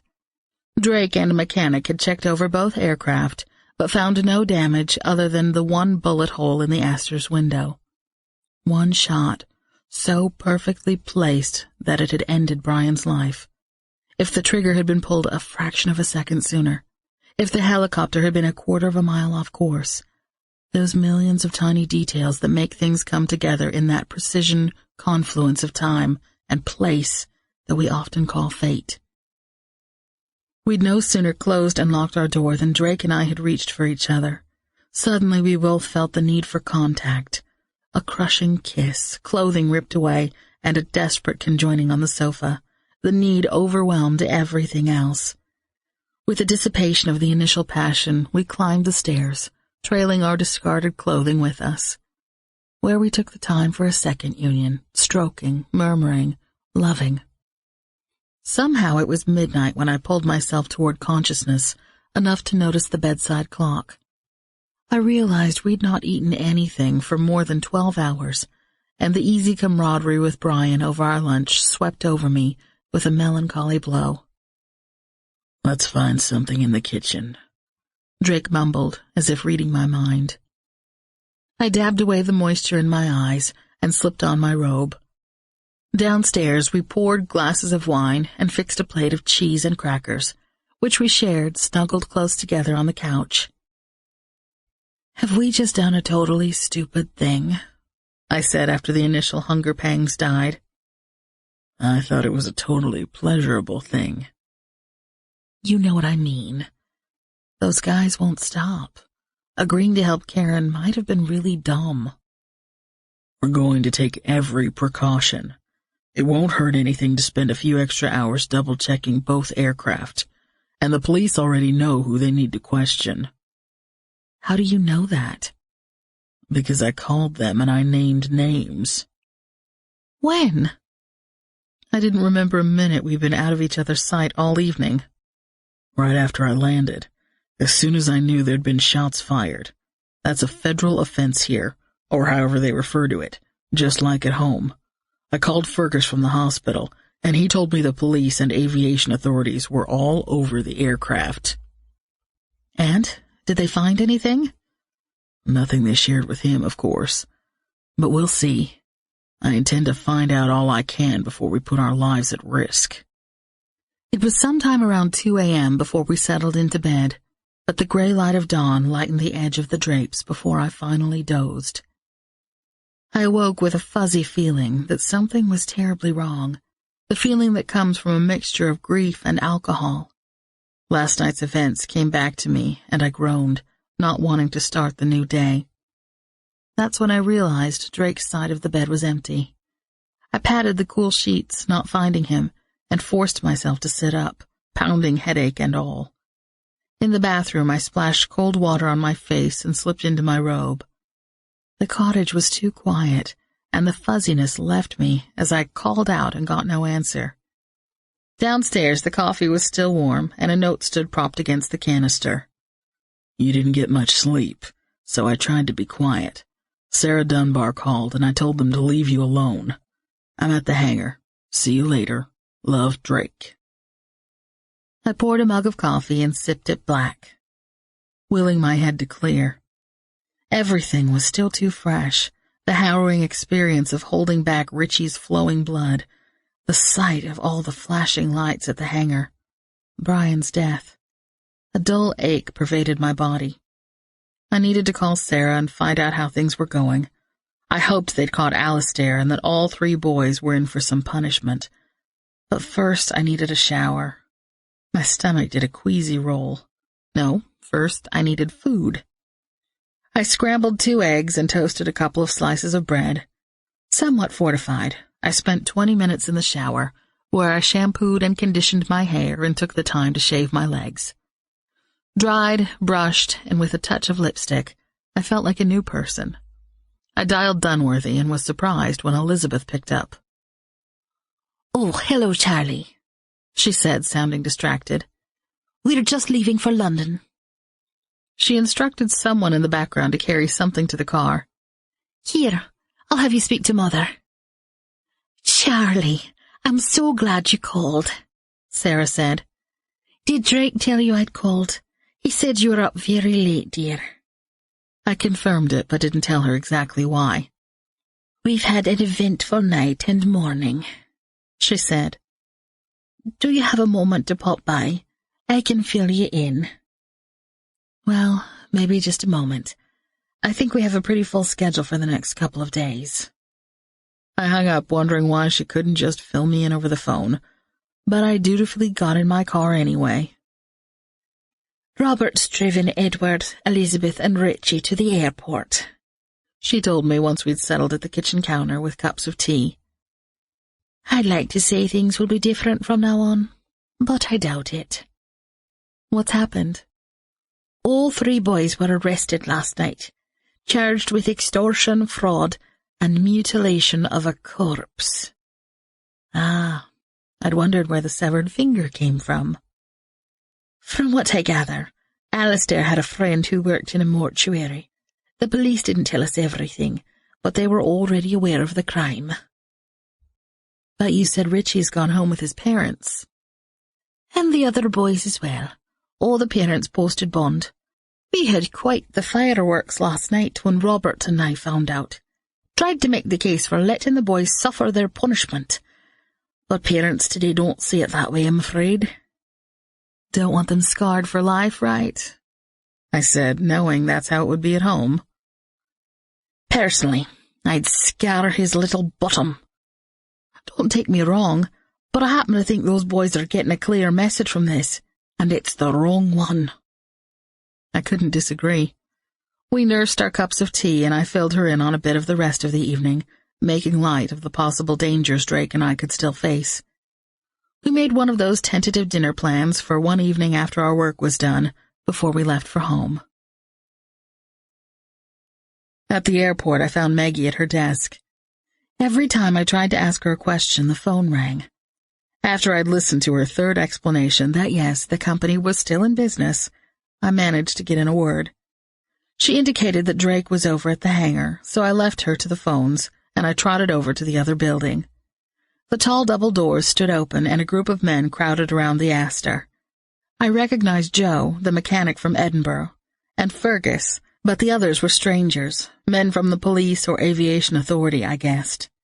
Drake spotted me standing in the wide doorway and motioned me to where he stood, beside the other helicopter. Jet Ranger checks out okay. So far, the only thing we've found on the Astor is what we knew about last night. The one bullet hole in the window. Once they've finished, Joe and I can clean things up a bit, and she'll be ready to fly. Are you ready? He became somber, but nodded. You? Sure. One of the thoughts occupying my thoughts at 4 a.m. had been the possibility of my own demise in the same way Brian had met his end. I decided that the thugs really weren't after me. They wanted Brian out of business, and they'd effectively achieved that. Drake and I could stay long enough to finish the current contract, but Karen had already stated that she would sell the aircraft once we were done. One more small helicopter operation driven out of business. It wouldn't make a big difference. Not until we were all gone, anyway. Chapter 47. I hung out in the office watching Maggie answer the phone and generally wondering how everything would turn out, until Drake poked his head in a couple of hours later. "Ready?" he asked. "As I'll ever be." I pulled on my gear and followed him out to the tarmac. Drake introduced me to the 4 men who were standing around the 2 aircraft. They were Michael, Rob, Alex, and Duncan, but I had no idea which name belonged to which generic face by the time the introductions were finished. 3 were police investigators, I gathered, and 1 from the CAA. They intended to ask a lot of questions out at the rig, and we were to be their transportation. I got Rob and Alex as my passengers, both police, whom I gathered hadn't done much helicopter travel, and none of it with a female pilot. I pretended not to see their nervous glances as I escorted them to the Jet Ranger and strapped them into their seats. I listened to Drake's radio transmission to the tower, then followed with my own, obtaining clearance for takeoff. The sky was clear blue today, a steady wind tracing the last of yesterday's clouds and rain. I fought the headwind out to sea and focused my attention on keeping to my GPS course as I aimed for what looked like a microdot in the vast blank blue of the North Atlantic. Drake's faster machine provided a good lead, but he was soon far enough ahead that I couldn't count on visual contact to accurately get me there.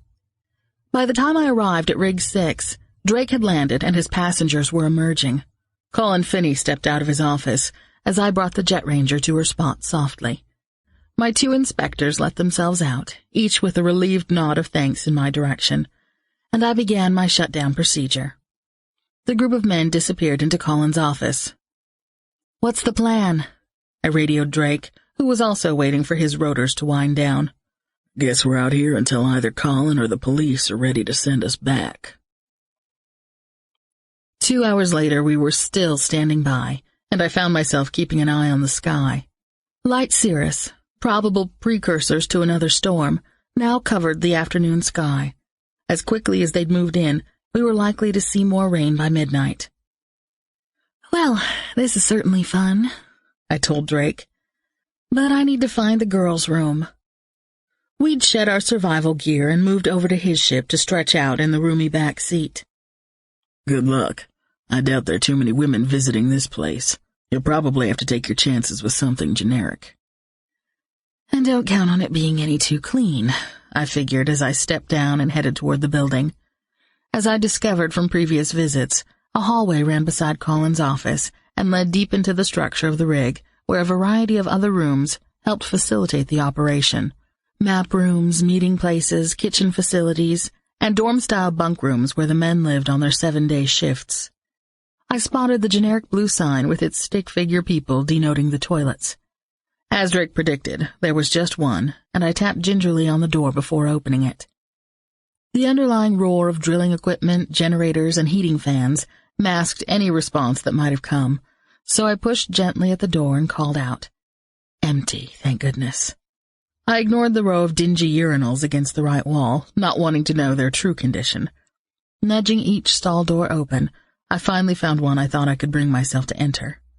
I was midway through the process of unzipping my jeans when a voice froze me in place. "Don't think that's the end of it, lady." Chapter 48. I fought back the electric charge that shot through me as my heart started again with a thud. I clutched at my clothing and tried to peek through the crack where the door met the stall. There wasn't one. It was a tight fit. "End of what?" I said, trying to gather my thoughts and see if I could recognize the voice. "Trouble. You keep coming out here. You got trouble."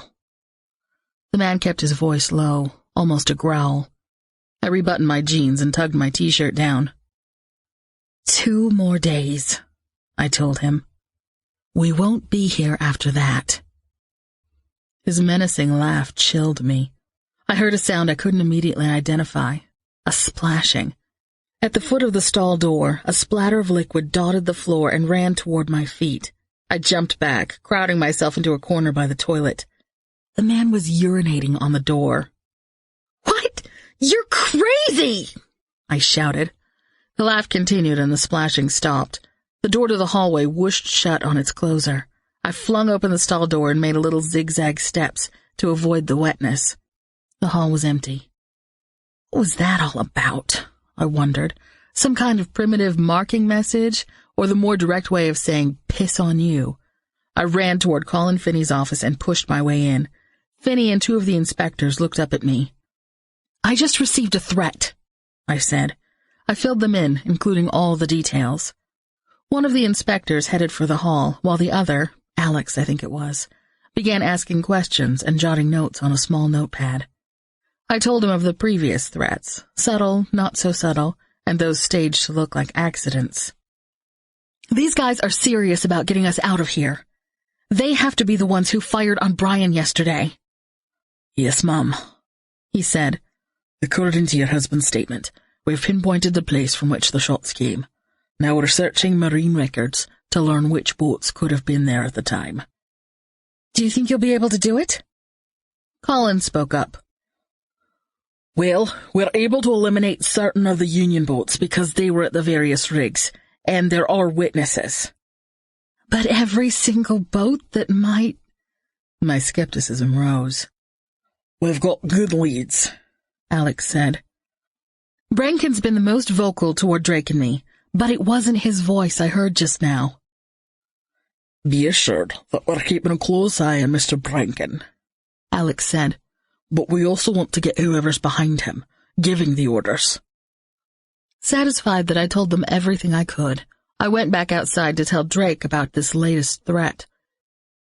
Both helicopters sat on their pads, but Drake was nowhere to be found. Chapter 49. I called out and got no answer. A cleaning rag lay beside the Jet Ranger, one that I kept in the cargo compartment for little spills.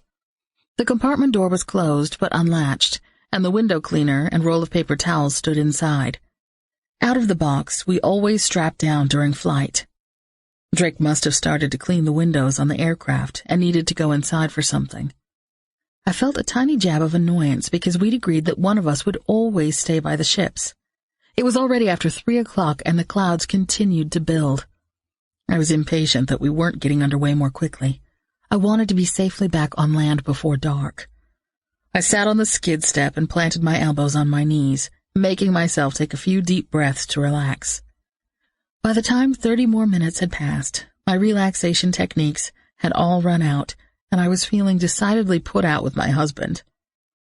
Had he simply decided to have coffee and shoot the breeze all day with someone? I looked up to see Alex and Duncan approaching. Nearly ready, then? Alex asked. We've done our interviews. Where's Drake? Was he with you? Haven't seen him, Duncan said. I think Bill's in the map room, checking something. Maybe he's in there.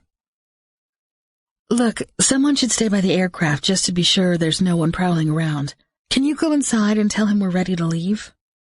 Alex volunteered, so I took a few minutes to finish the job Drake had begun, wiping down the front windows on each helicopter and stowing the cleaning supplies securely. 10 minutes went by. 20. My pique quickly turned into worry. Our 2 other passengers, the 3rd inspector and the aviation man, emerged and stood there, with Duncan comparing notes. I was about to ask one of them to go looking for Alex and Drake when Alex came out of the building. I can't find him. At least he's not in the main common rooms here. We better get Colin's help. He knows this rig inside and out. Colin quickly rounded up a crew of 10 men to help with the search, while he got on the phone and called to various parts of the huge rig to see if anyone else had seen Drake. Why don't you wait by the helicopters, Charlie? That's most likely where he'll go, Colin said. I trotted back to the aircraft where my 4 passengers now shuffled, clearly as eager as I was to get going. I circled the Jet Ranger, performing my pre-flight inspection, not wanting to stay any longer than we had to. I didn't like the increasingly violent waves on the roiling gray water. I walked to the edge of the helicopter pads. This one corner of the rig consisted of the flat concrete surface we landed on each time. No railing or barrier protected anyone who might come too close to the edge. I looked down and realized with sickening clarity that anyone who went over the edge right there would hit the sea 100 feet below and surely be dashed to death against the massive pilings. My stomach heaved. I stumbled backward, needing to put distance between myself and the edge. What if Drake had... Chapter 50. Charlie! A shout brought me back to reality. Charlie, didn't you hear me? Colin Finney walked toward me, waving me to come. We've found him. I looked up to see Drake emerging from the building, hair disheveled but otherwise looking as neat and trim as ever, in the khaki flight suit he always wore under the bulky survival gear.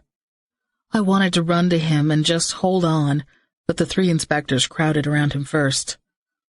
Some little closet, he was saying as I came close. He stretched an arm toward me and circled my waist with it. The hug conveyed a degree of relief that he wasn't sharing with the officers. He continued. I don't know if I could identify the man. It was just one of the oil workers. He came out here and told me my wife needed help, and he'd show me where she was. He led me down a couple of hallways, and I was beginning to wonder what on earth Charlie would be doing this far down.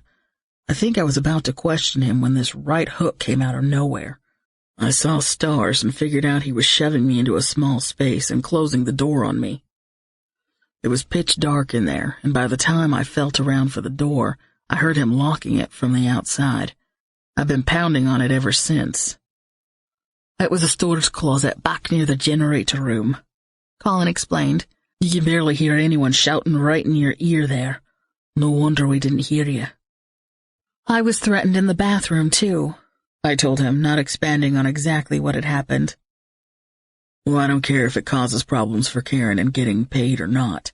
We are not flying out here again, he told Colin. It's not worth risking our lives. The 3 police inspectors looked visibly relieved. Naturally, we can't order it, sir, Alex said, but we were about to make a strong recommendation to that effect. Only Colin seemed unhappy. He'd come to rely on the convenience of the 2 aircraft, but I was beyond caring.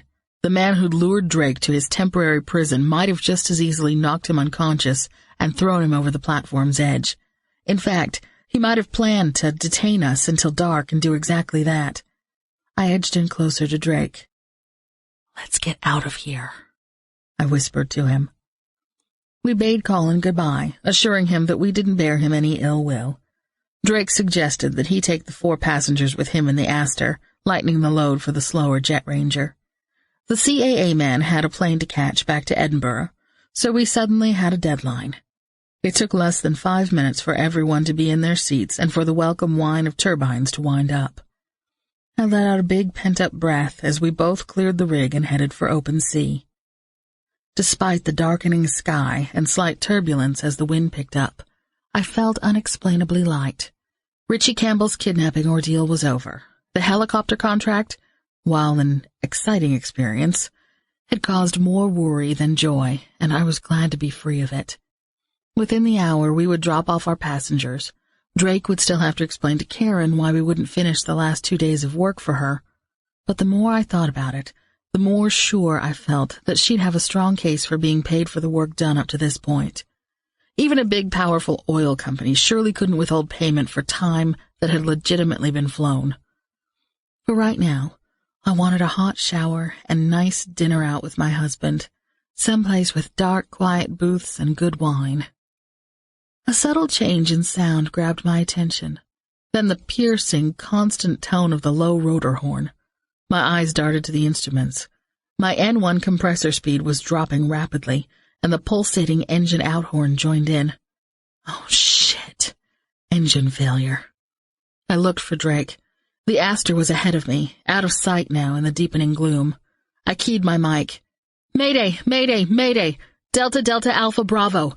I'm going down in the sea! I glanced at my GPS and read off the coordinates, repeated the message twice. No response. I looked down at the rolling sea, knowing that I had no choice.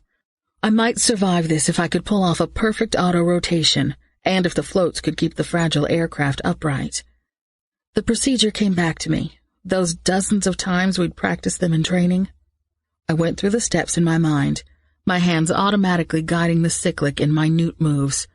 The steel-gray water came closer and closer, rolling with sickening undulations that threatened my sense of direction. I fought to keep the horizon in sight as the airspeed slowed to less than 80. I squeezed the trigger to inflate the floats. There was a loud bang on both sides of the helicopter as nitrogen exploded into each of the floats, expanding them along the length of each skid. I brought the helicopter's nose up and felt the skids touch water. This is it. Either this thing will float, or I'm about to go under. I'd never felt so alone in my life. Chapter 51.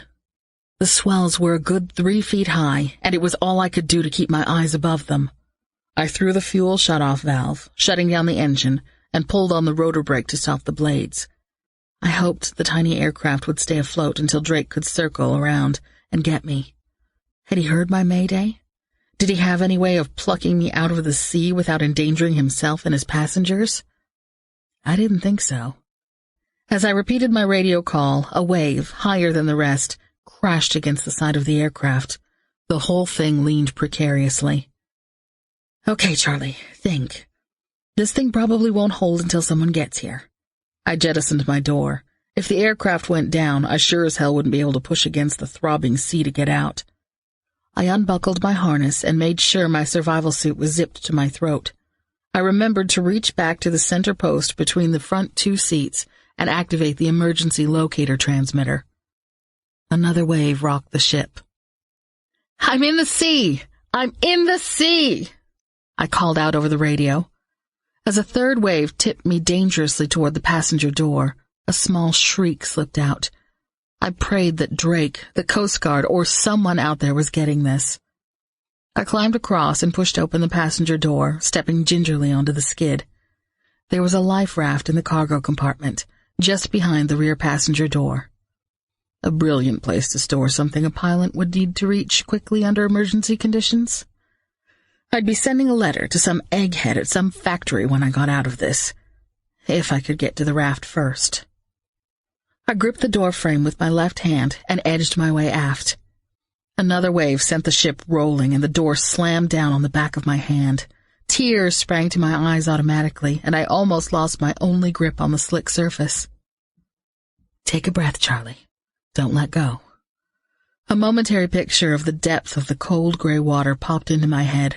Specks danced before my eyes. "No!" I shouted to the sea. My fingers grasped for the cargo door latches. They were just beyond my reach.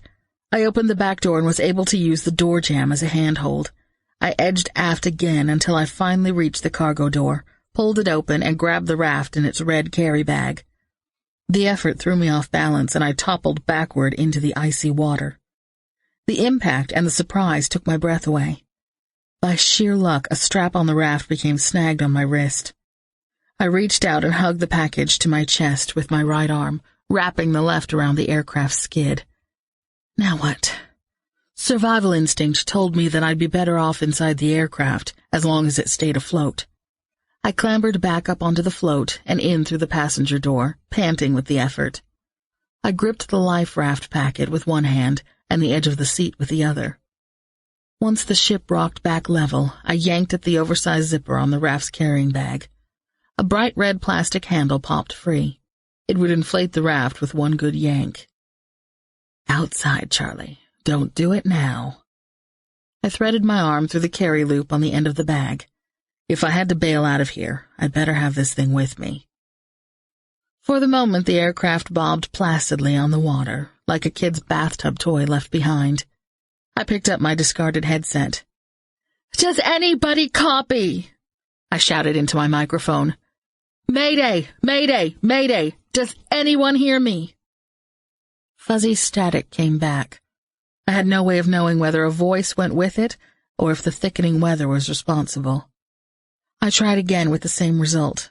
Just as I was about to change frequencies to try for a clearer channel, I looked up. A huge wave, higher than the cabin. It crashed over the helicopter, rolling it over.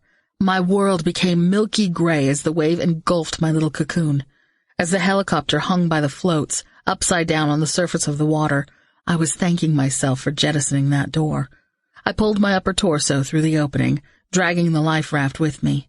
I rested my elbows on the now inverted floats for a second, gasping for air and spitting out water. Almost in slow motion, the sea began swallowing the aircraft as the pop-out floats broke away from the helicopter. I felt the flotation of the survival suit take over as the helicopter sank out of sight into the murky depths. I swallowed panic, refusing to think about the depth of the cold water, the vastness of the open sea. Chapter 52. I gripped the life raft bundle in my arms, working to get my bearings. A wave swept over my head, plastering my hair to my face. The bundle threatened to pull me under. "Get some air in that thing, Charlie." I raked the wet hair out of my eyes with my free hand, blinked away salt water, and groped for the red handle on the raft. My first pull fumbled weakly as my muscles turned to liquid. "Harder, damn it!"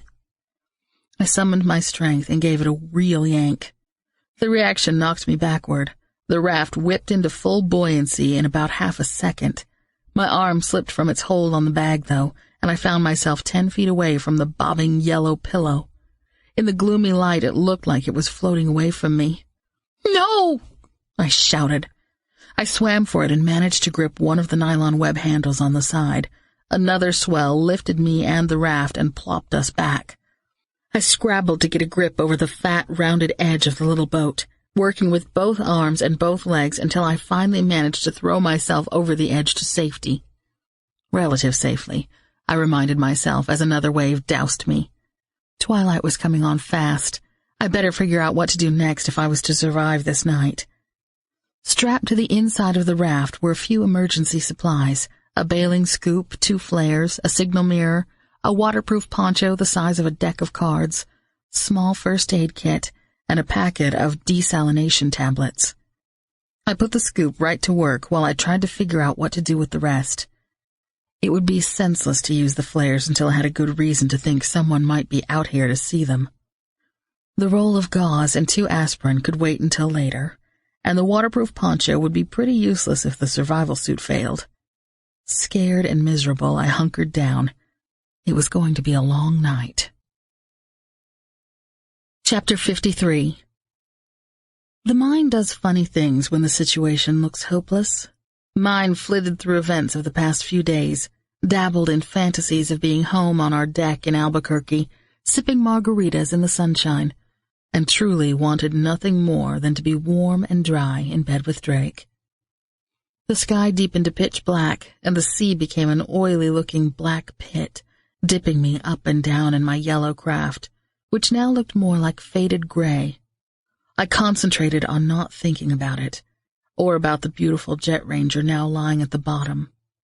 It was all I could do to concentrate on this minute in this little raft. I couldn't deal with the contemplation of my environment.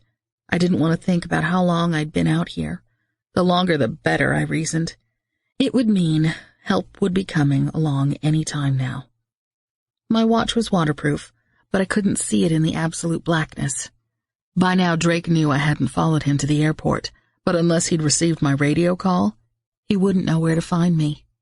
The aircraft's ELT might be signaling away merrily if it worked underwater. I had no idea. A gust of wind caught my attention, and I hurriedly stuffed the emergency supplies back into their waterproof pouch, attached to the wall of the raft. More gusts whipped my head, and a light rain began to fall.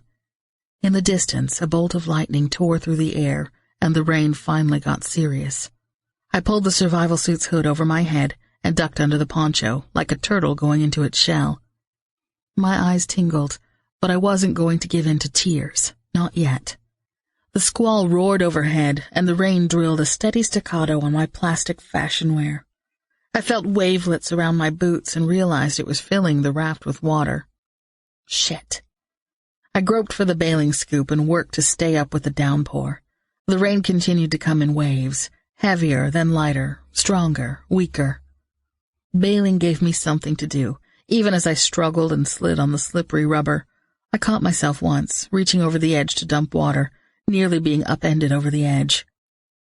My hands had gone numb, my boots were squishy with water, and my eyelids wanted to close. Just burrow under the poncho and go to sleep. I struggled against it. Drowsiness was a sign of hypothermia. I couldn't let myself give in. I moved around, bailed water, set little tasks for myself like counting the seconds between lightning flash and resulting thunder. The storm was moving away, and I read that as a positive sign. The rain gradually dwindled to a sprinkle, but the roar of the wind grew louder. I pushed my hood back and blinked away moisture. Did I see lights? My arm continued to bail water automatically as I scanned the sky. Glints off the raindrops made visibility tricky. I wiped at both eyes. Yes, something out there flashed. The regular strobe of an aircraft light.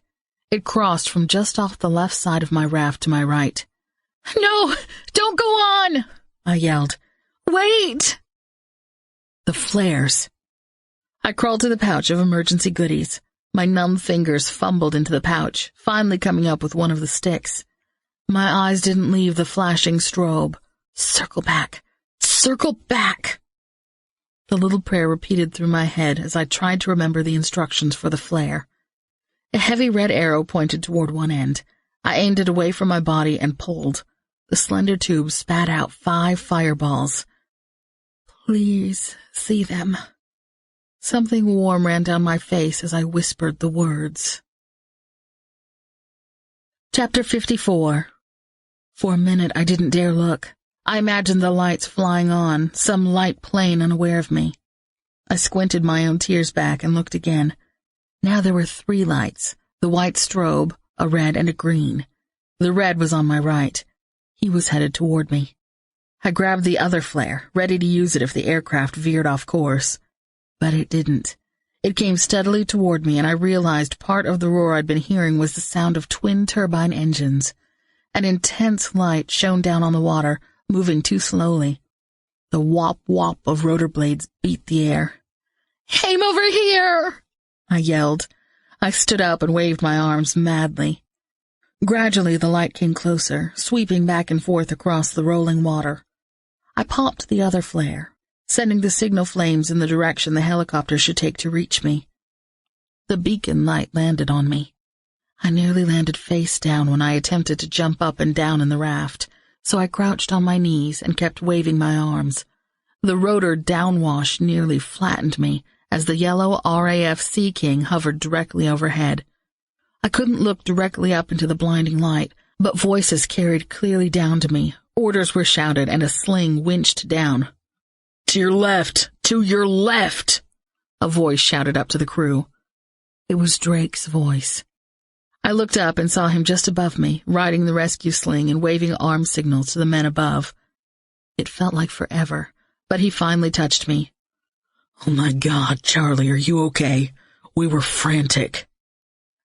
"Pretty good, actually," I answered, sounding like we'd just bumped into each other at a cocktail party. With the last vestiges of this morning's makeup running down my chin and my hair plastered to my face, I'm sure it was a sight.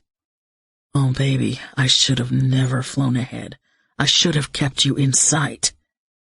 "You couldn't have known," I said, burying my face in his neck. "It turned out okay." "Here, we gotta get you up. Step right here. Okay, let's get this behind your waist." He directed me on how to get into the sling, then made a cranking motion for the men overhead to reel us in. Being treated like a salmon had never felt so good. I held my breath on the ride up, dreading the very idea of another plunge into the water. After a quick scramble to get ourselves out of the sling, Drake directed me to a seat against the bulkhead. The rescue team slid the door shut, and the pilot transitioned smoothly forward, heading for dry land. That's when the shake set in. Chapter 55.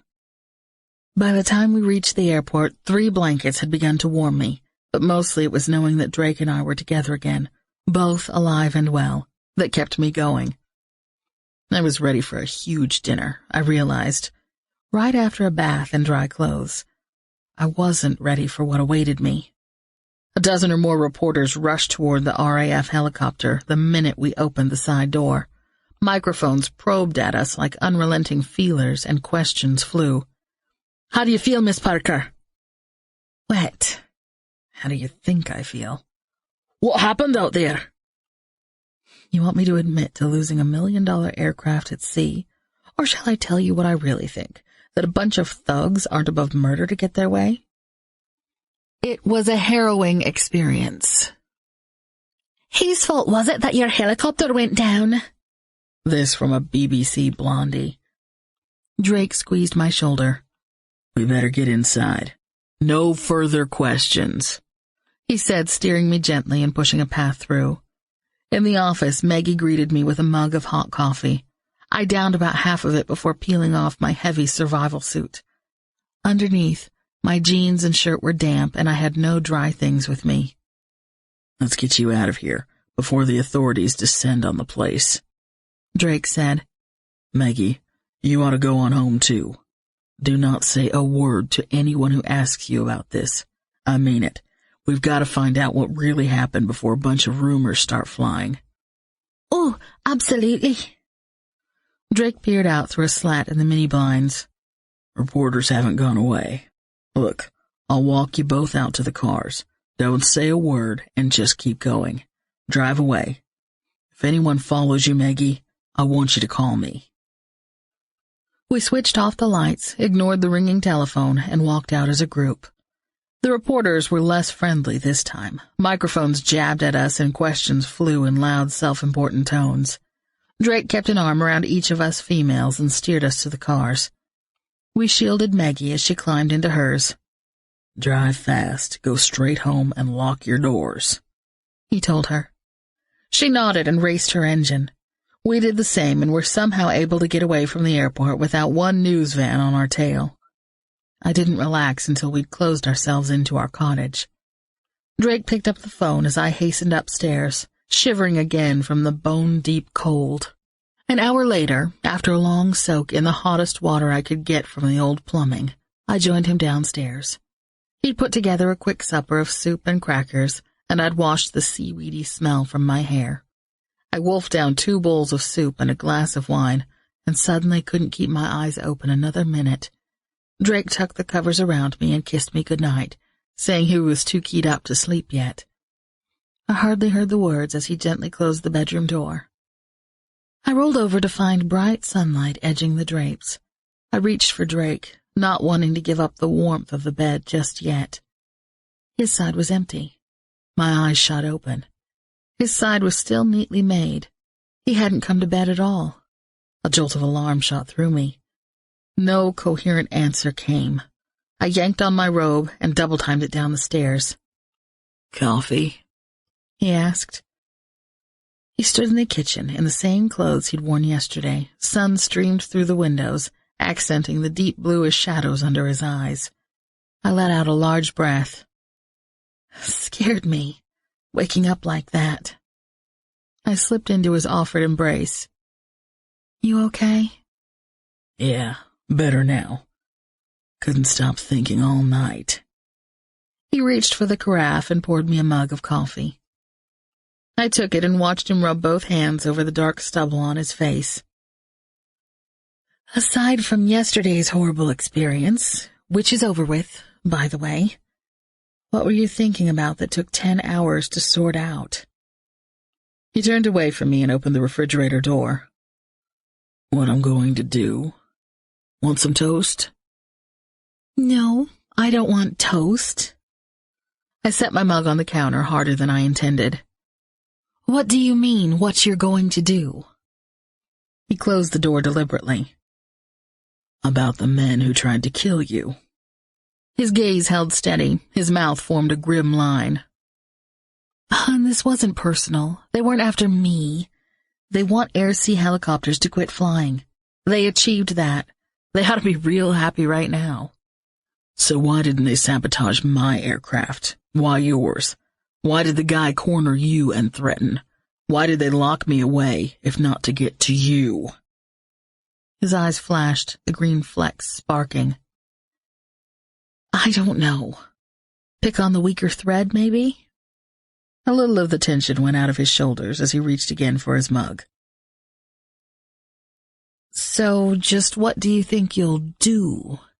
Isn't it really a matter for the authorities?" "Apparently not. I called Alex, the cop that was with us, last night after you went to bed. He seemed surprised that I thought Brian's shooting and your helicopter going down might be related." "What?" "Yeah, they seem to see this, your accident, as an aviation matter, some malfunction of equipment. Brian's is a murder, and they're working on that." And they don't at all make the connection between all the threats from the union guys and their very real hatred of the helicopter operators? "2 different things," he told me.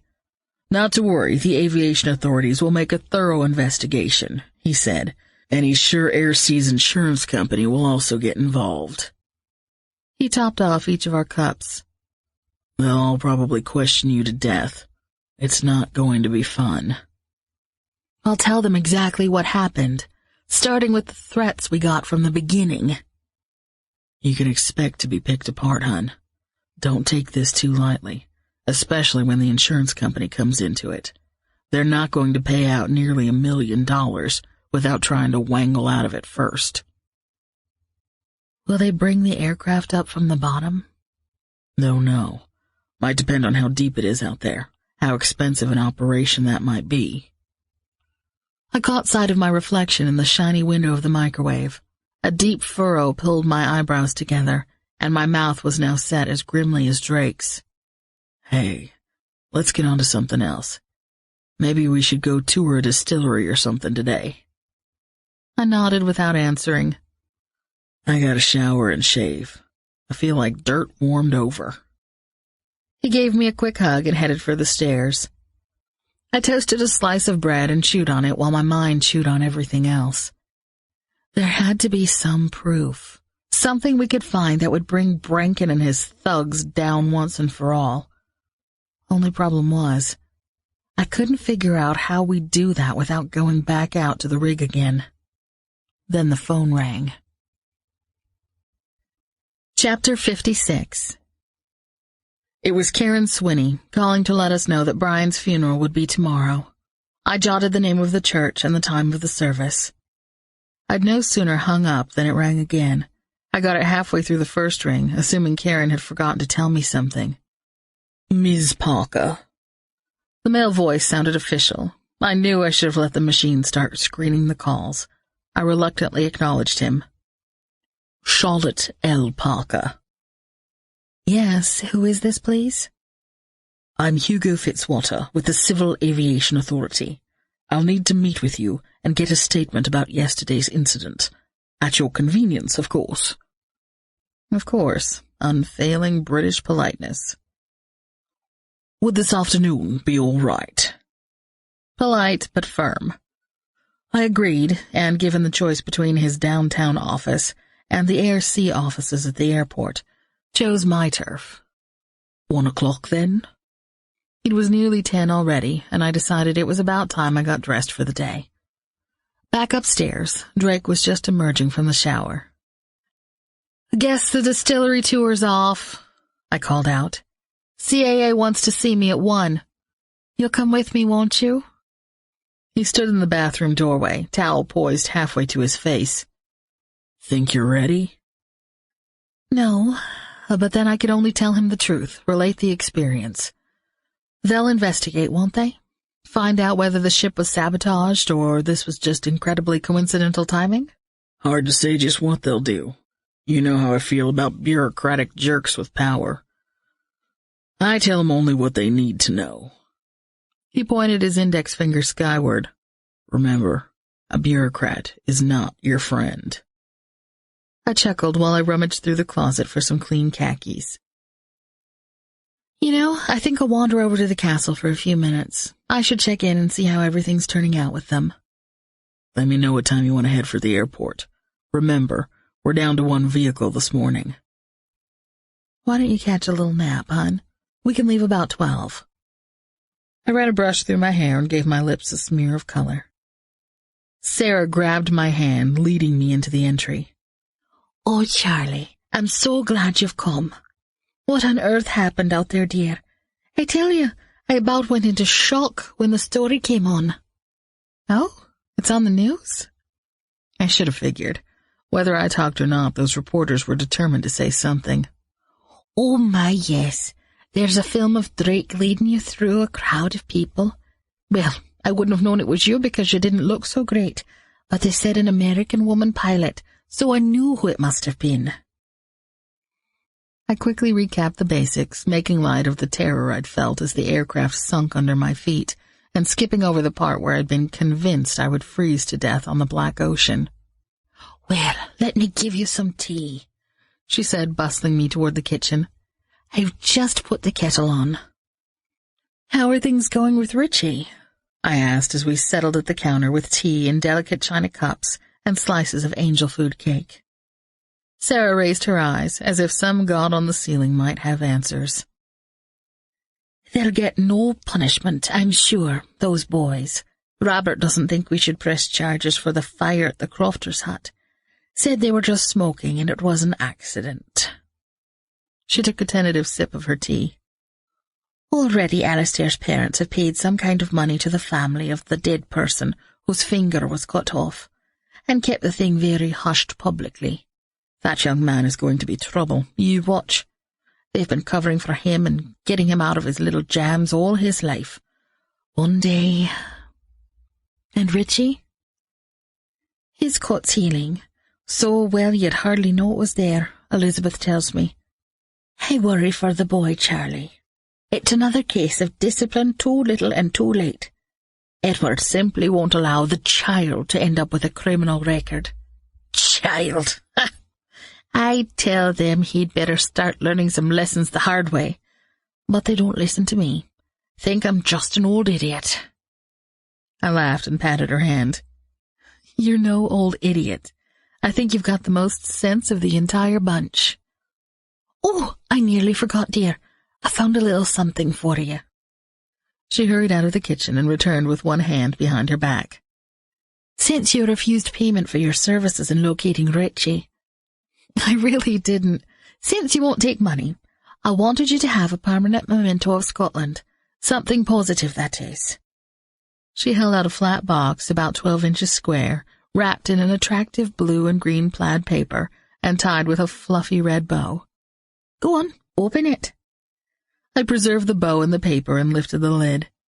Inside was a wooden plaque with an intricate crest in pewter. It's the family crest of the Clan Davidson.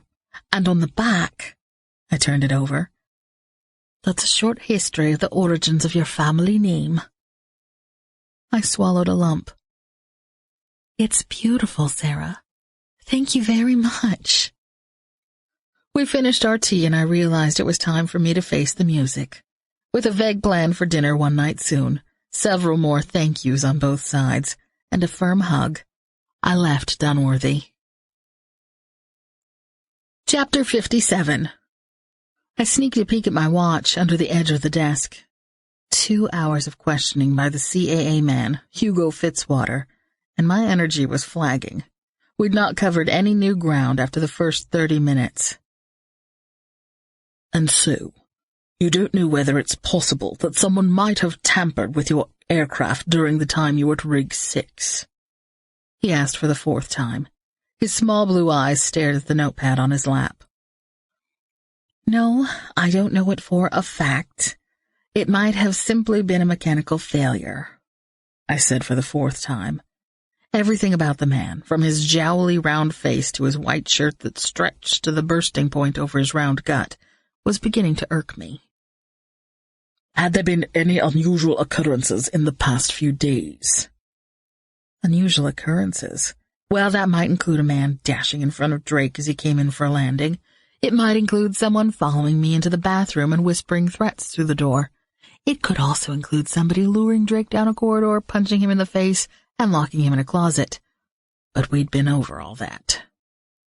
Other than the things I've already told you about, I can't think... My breath caught and Fitzwater looked up at me. Oh my God, there certainly was something. Ms. Parker. The flight manual. I took a deep breath.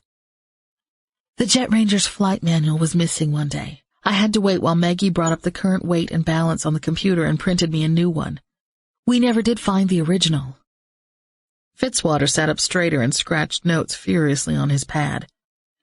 The flight manual contains instructions specific to each aircraft, I said more to myself than to him. The warning notices, the procedures. I felt a rush of adrenaline, the kind of excitement I get when a case-breaking idea hits. We have to go out to the rig, I told him. Now, Drake will fly us out there. We have to search the crew's quarters. Even as I said it, I realized how hopeless an idea it was. Brankin surely wouldn't keep anything so incriminating in his room. Where was Drake? He dismissed Maggie for the day, then discreetly vacated the office so Fitzwater could talk to me. I grabbed the phone and punched in his cell phone number. Now, wait a minute, Fitzwater sputtered.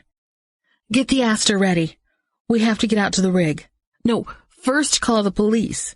Tell them it's urgent to get a warrant to search Brankin's home. He must live in town somewhere. It's the flight manual, Drake. That's the evidence we need. Bless him, he didn't question me. Don't you see? I pleaded with Fitzwater. With the flight manual, somebody like Brankin or his buddies would have the information they needed to disable the aircraft. If we can find it, that's proof. I just don't know that we need... It hit me that the man was looking for a way out of going on the flight. He was afraid of something. If you don't want to go, that's fine. Drake's already calling the police. He'll fly them out there, they'll search the place and wrap it up. The CAA isn't going to care who gets credit, as long as they establish guilt, right? I knew good and well that any bureaucrat worth his salt cares more about getting credit than just about anything else on Earth. I'm sure he couldn't give a damn who was guilty, as long as his name was on the final paperwork. I stood up. We're finished with questions here, aren't we? For my report. Well, I suppose I should take a look at that manual. I crossed the ramp to the waiting Aster, knowing that the odds of those Union thugs keeping any incriminating evidence was extremely slim. They'd probably looked through the book, found the information they wanted, and ditched the thing into the sea. But I had to know. There was no way I could simply accept an accident on my record, chalk it up to a mechanical failure, and let them get away with it. A man was dead, his widow probably bankrupt, and I'd nearly gone to meet the great kahuna. Someone was responsible. Alex and Duncan stood by the nose of the Aster, while Drake circled, performing his pre-flight inspection. How'd you get them here so fast? I asked, catching up with him near the tail rotor. Fancy footwork, he said with a smile. Actually, they were already here, next in line for questions. You just barked out your orders and hung up so fast I didn't have time to tell you. Oh. He squeezed my hand. It's okay. If we can pin down these crooks, nothing would make me happier. Unless we could do it without another ride out to the platform. I know. Think I have any desire to fly across that open water again? You gotta get back on the horse sometime. You're taking this one. Dread welled inside me, but I made myself do it. We packed Fitzwater into the 2 center seats in back, with Alex and Duncan flanking him. I climbed into the pilot's seat, and Drake took the front jump seat. Take a deep breath. You can do this, Drake said after switching the intercom so only we two could communicate. If you're unsure of anything, I'm right here. Don't let that CAA guy hear you. My insides fluttered as the turbine engines spun up and I guided the craft into the air. By the time I set her gently onto the pad at Rig 6, my confidence level had soared. A new set of nerves took over once we landed. Colin Finney greeted us, a puzzled look on his face. Alex pulled out a folded sheet of paper. Warrant to search the 3 quarters, he said, shoving it back into his jacket. I thanked him silently for being willing to bluff his way in, because I knew that there was no way he could have gotten a legal warrant that quickly. Somehow, I knew he'd have one by this afternoon, though. Leaving Duncan to keep an eye on the aircraft, the rest of us turned toward the building. Finney showed us through the door and down a hallway lined with bunk rooms. Blankins? Alan asked. Finney pointed to one corner. The room was set up in quarters, bunks 2 high in each corner with lockers beside them. Each locker had some form of identification on it, most just a piece of masking tape with the last name penned on it. 8 beds to a room, 8 lockers. Presumably toilets and showers were communal, and somewhere else along the hallway. We need to cut that lock, Alex ordered, pointing at Brankin's locker. Colin Finney left to find a bolt cutter. The other names in here, I recognize most of them. Robson, Barry, and Ewing are all buddies of his, and I think Tolliver was another. Drake quickly circled the room, giving each bed a cursory search, running his hands over the blankets and under the pillows, flipping the mattresses up. He unearthed a decent collection of girly magazines, but no flight manual. By the time Colin returned, we were standing near Brankin's locker again. The brawny Alex nipped the lock in one motion and cast it aside. He quickly patted down the clothing and upended the boots and shoes. A shelf above the row of hangers held books and papers, and Alex put them out en masse and threw them onto the bed. He went through each item, but I knew at a glance there was no flight manual among them. Chapter 58. Wait, what's this? I asked, noticing that each lower bunk had things stuffed under it. Trunks, Finney answered. Each man has a trunk for his larger gear, survival suits, diving gear, stuff he doesn't want to pack and take home between shifts. Alex pulled Branken's trunk out and quickly did away with the lock. It contained just what Colin had said it would. No flight manual. Fitzwater was beginning to look impatient, thinking no doubt that he'd had to endure 2 flights for nothing. Alex, though, wasn't ready to give up yet. Which of these other men are part of Branken's boat union? Alex asked Colin. Everyone in the room, Colin answered. 3 lockers later, we hit pay dirt. The manual with my aircraft's tail number sat right there in Tolliver's locker. Tolliver, the quiet one who'd always hung at the fringes of Branken's group, the one who wouldn't be nearly as suspect if he quietly moseyed up toward the ship. Probably the one with enough brains to read the manual and figure out what to do. Look at this, Drake said, flipping through the manual. He'd opened it to the page of pre-flight cautions, those little warnings that came with everything from hair dryers to ladders to aircraft. The warnings that show up after fatalities. He pointed to a passage underlined in blue ink. This warns that the B-nut on the fuel control line has to be tightened to exact specs. If it's only finger tight, it can vibrate loose during the flight. What does that mean? Alex asked, saving me from the embarrassment of admitting that I didn't know either. The engine starts okay. You can even fly perfectly well. But if that nut works its way loose, the fuel pressure drops, engine speed falls off. Pilot suddenly has no power. The low rotor horn is usually your first warning. As I'd discovered. Fitzwater was nodding. Drake continued. Tolliver could have loosened the B-nut with a wrench, then tightened it just finger tight. If he didn't give it much of a twist, he could have been pretty sure it would come loose before the aircraft completed its flight. Alex took charge. Are these men on duty today? Branken, Tolliver, Ewing, Berry, and Robson? He asked Colin. With a positive response, he turned to me. Charlie, Drake, you might as well go out and guard your helicopter. I need Duncan in here with me. Fitzwater followed us, saying something about the police being able to handle the apprehension quite well. He made directly for his seat in the back of the Aster, ready to take the load off and get going. Drake and I stood by the ship's rounded nose, wondering aloud just how the 2 police inspectors intended to get themselves and 5 suspects back to shore. Our 7-place aircraft certainly wasn't going to handle all 10 of us, especially since Fitzwater counted as 2. Either have to take them by boat, which under the circumstances I doubt they'll want to do, or call in the RAF again. The Sea King will hold 19. So maybe we can leave soon. I suddenly felt tired, ready to stay home a while. Drake's eyes showed his lack of sleep, too. The vision of pulling the drapes closed and sleeping the afternoon away in each other's arms held a lot of appeal. Let's at least pre-flight this thing. We began making the rounds of the aircraft, looking it over, checking the tightness of hatch covers. I was at the tail when a door slammed. I glanced around the side of the aircraft and spotted Branken, his eyes wild and aggressive. He stared at me. Chapter 59.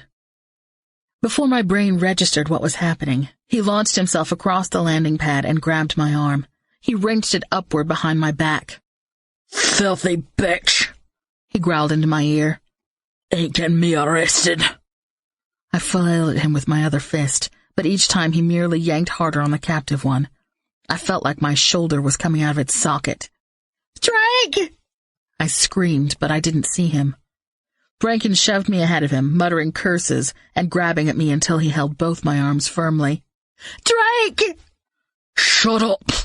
He moved as if to hit me in the face, but thought better of it, as he'd have to let one of my arms go. I kicked at his shins and tried to twist out of his grip, but the man was unbelievably strong. He kept shoving me across the concrete pad, and I realized what he was doing. We were headed right toward the edge of the platform. A sickening feeling rose in my throat as I remembered the straight plunge, 150 feet into the sea. "Branken, stop!" Drake's shout rang across the open expanse. It was a nice try, but Branken only shoved harder. We were no more than 6 feet from the drop-off. I planted my heels against the concrete, trying to push against Brankin as hard as he was pushing me, but he was clearly stronger. My boot heels formed twin black skid marks as the distance narrowed. I could see Drake, but his voice sounded closer this time. Brankin, wait. Let's talk about this. Charlie didn't do anything to you. A nasty growl right in my ear was the only response. Drake, we're almost to the edge. Max, don't do it. The voice got Brankin's attention, and he turned slightly. Tolliver, with Alex and Duncan beside him, stood 10 feet or so from the door to Colin's office. Hurting the lady won't do you any good. Brankin's grip loosened a tiny bit, but it was all I needed. I swung my right arm free and spun, catching him on the left ear. Drake rushed at me from the side, grabbing me around the waist and diving for the center of the helipad. We both went down, just in time to see Tolliver head toward his friend. Brankin, however, wasn't going to be talked into surrendering. He regained his footing quickly and ran for the edge of the platform. We heard his scream as he plunged. Chapter 60. Rain dripped off a dozen umbrellas as we stood around Brian's coffin. The day was perfect, as funerals go. Such occasions fit gray, drizzly days when people gather for unhappy purposes. Our black clothing against the bright green grass in the churchyard made us look like a bunch of ravens waiting around the newest delicacy in a field. A spray of white roses draped the mahogany coffin, and the only touch of color in the somber place came from the minister's purple vestments worn over his black coat. Karen looked older, tired, emotionally void. A daughter stood beside her, a young woman of about 20. I tried to remember if I'd been told her name, but couldn't come up with it. At any rate, it probably wouldn't matter after today.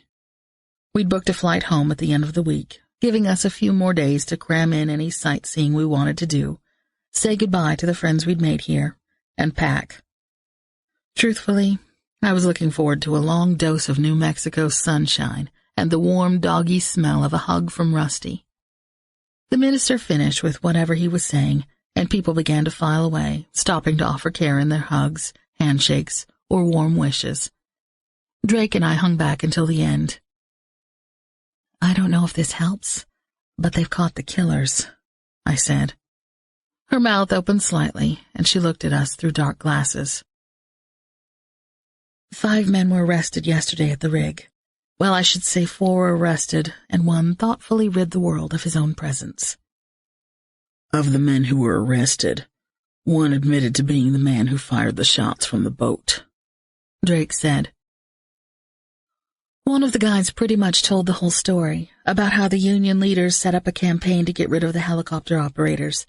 They figured if they put strong intimidation on 1, everyone else would back away and just let them have all the business. We were just unlucky enough to be the one they targeted. Did they say anything about... Karen paused, looking for a good way to ask. The money's coming. Colin Finney gave his word that he'd see to it that you get paid for all the flight time actually done. Said the oil company likes to sound tough in their contracts, but they can't really withhold payment. And most likely the insurance company will cover the downed aircraft. The CAA man told us it's up to them to decide whether they want to try to bring it up and inspect it. His report will conclude that the craft went down due to an act of sabotage and that the perpetrators have been apprehended. Her face crumpled. Thank you so much. You've both been so much help. Her daughter put an arm around Karen's shoulders. Let's go home, Mother, she whispered.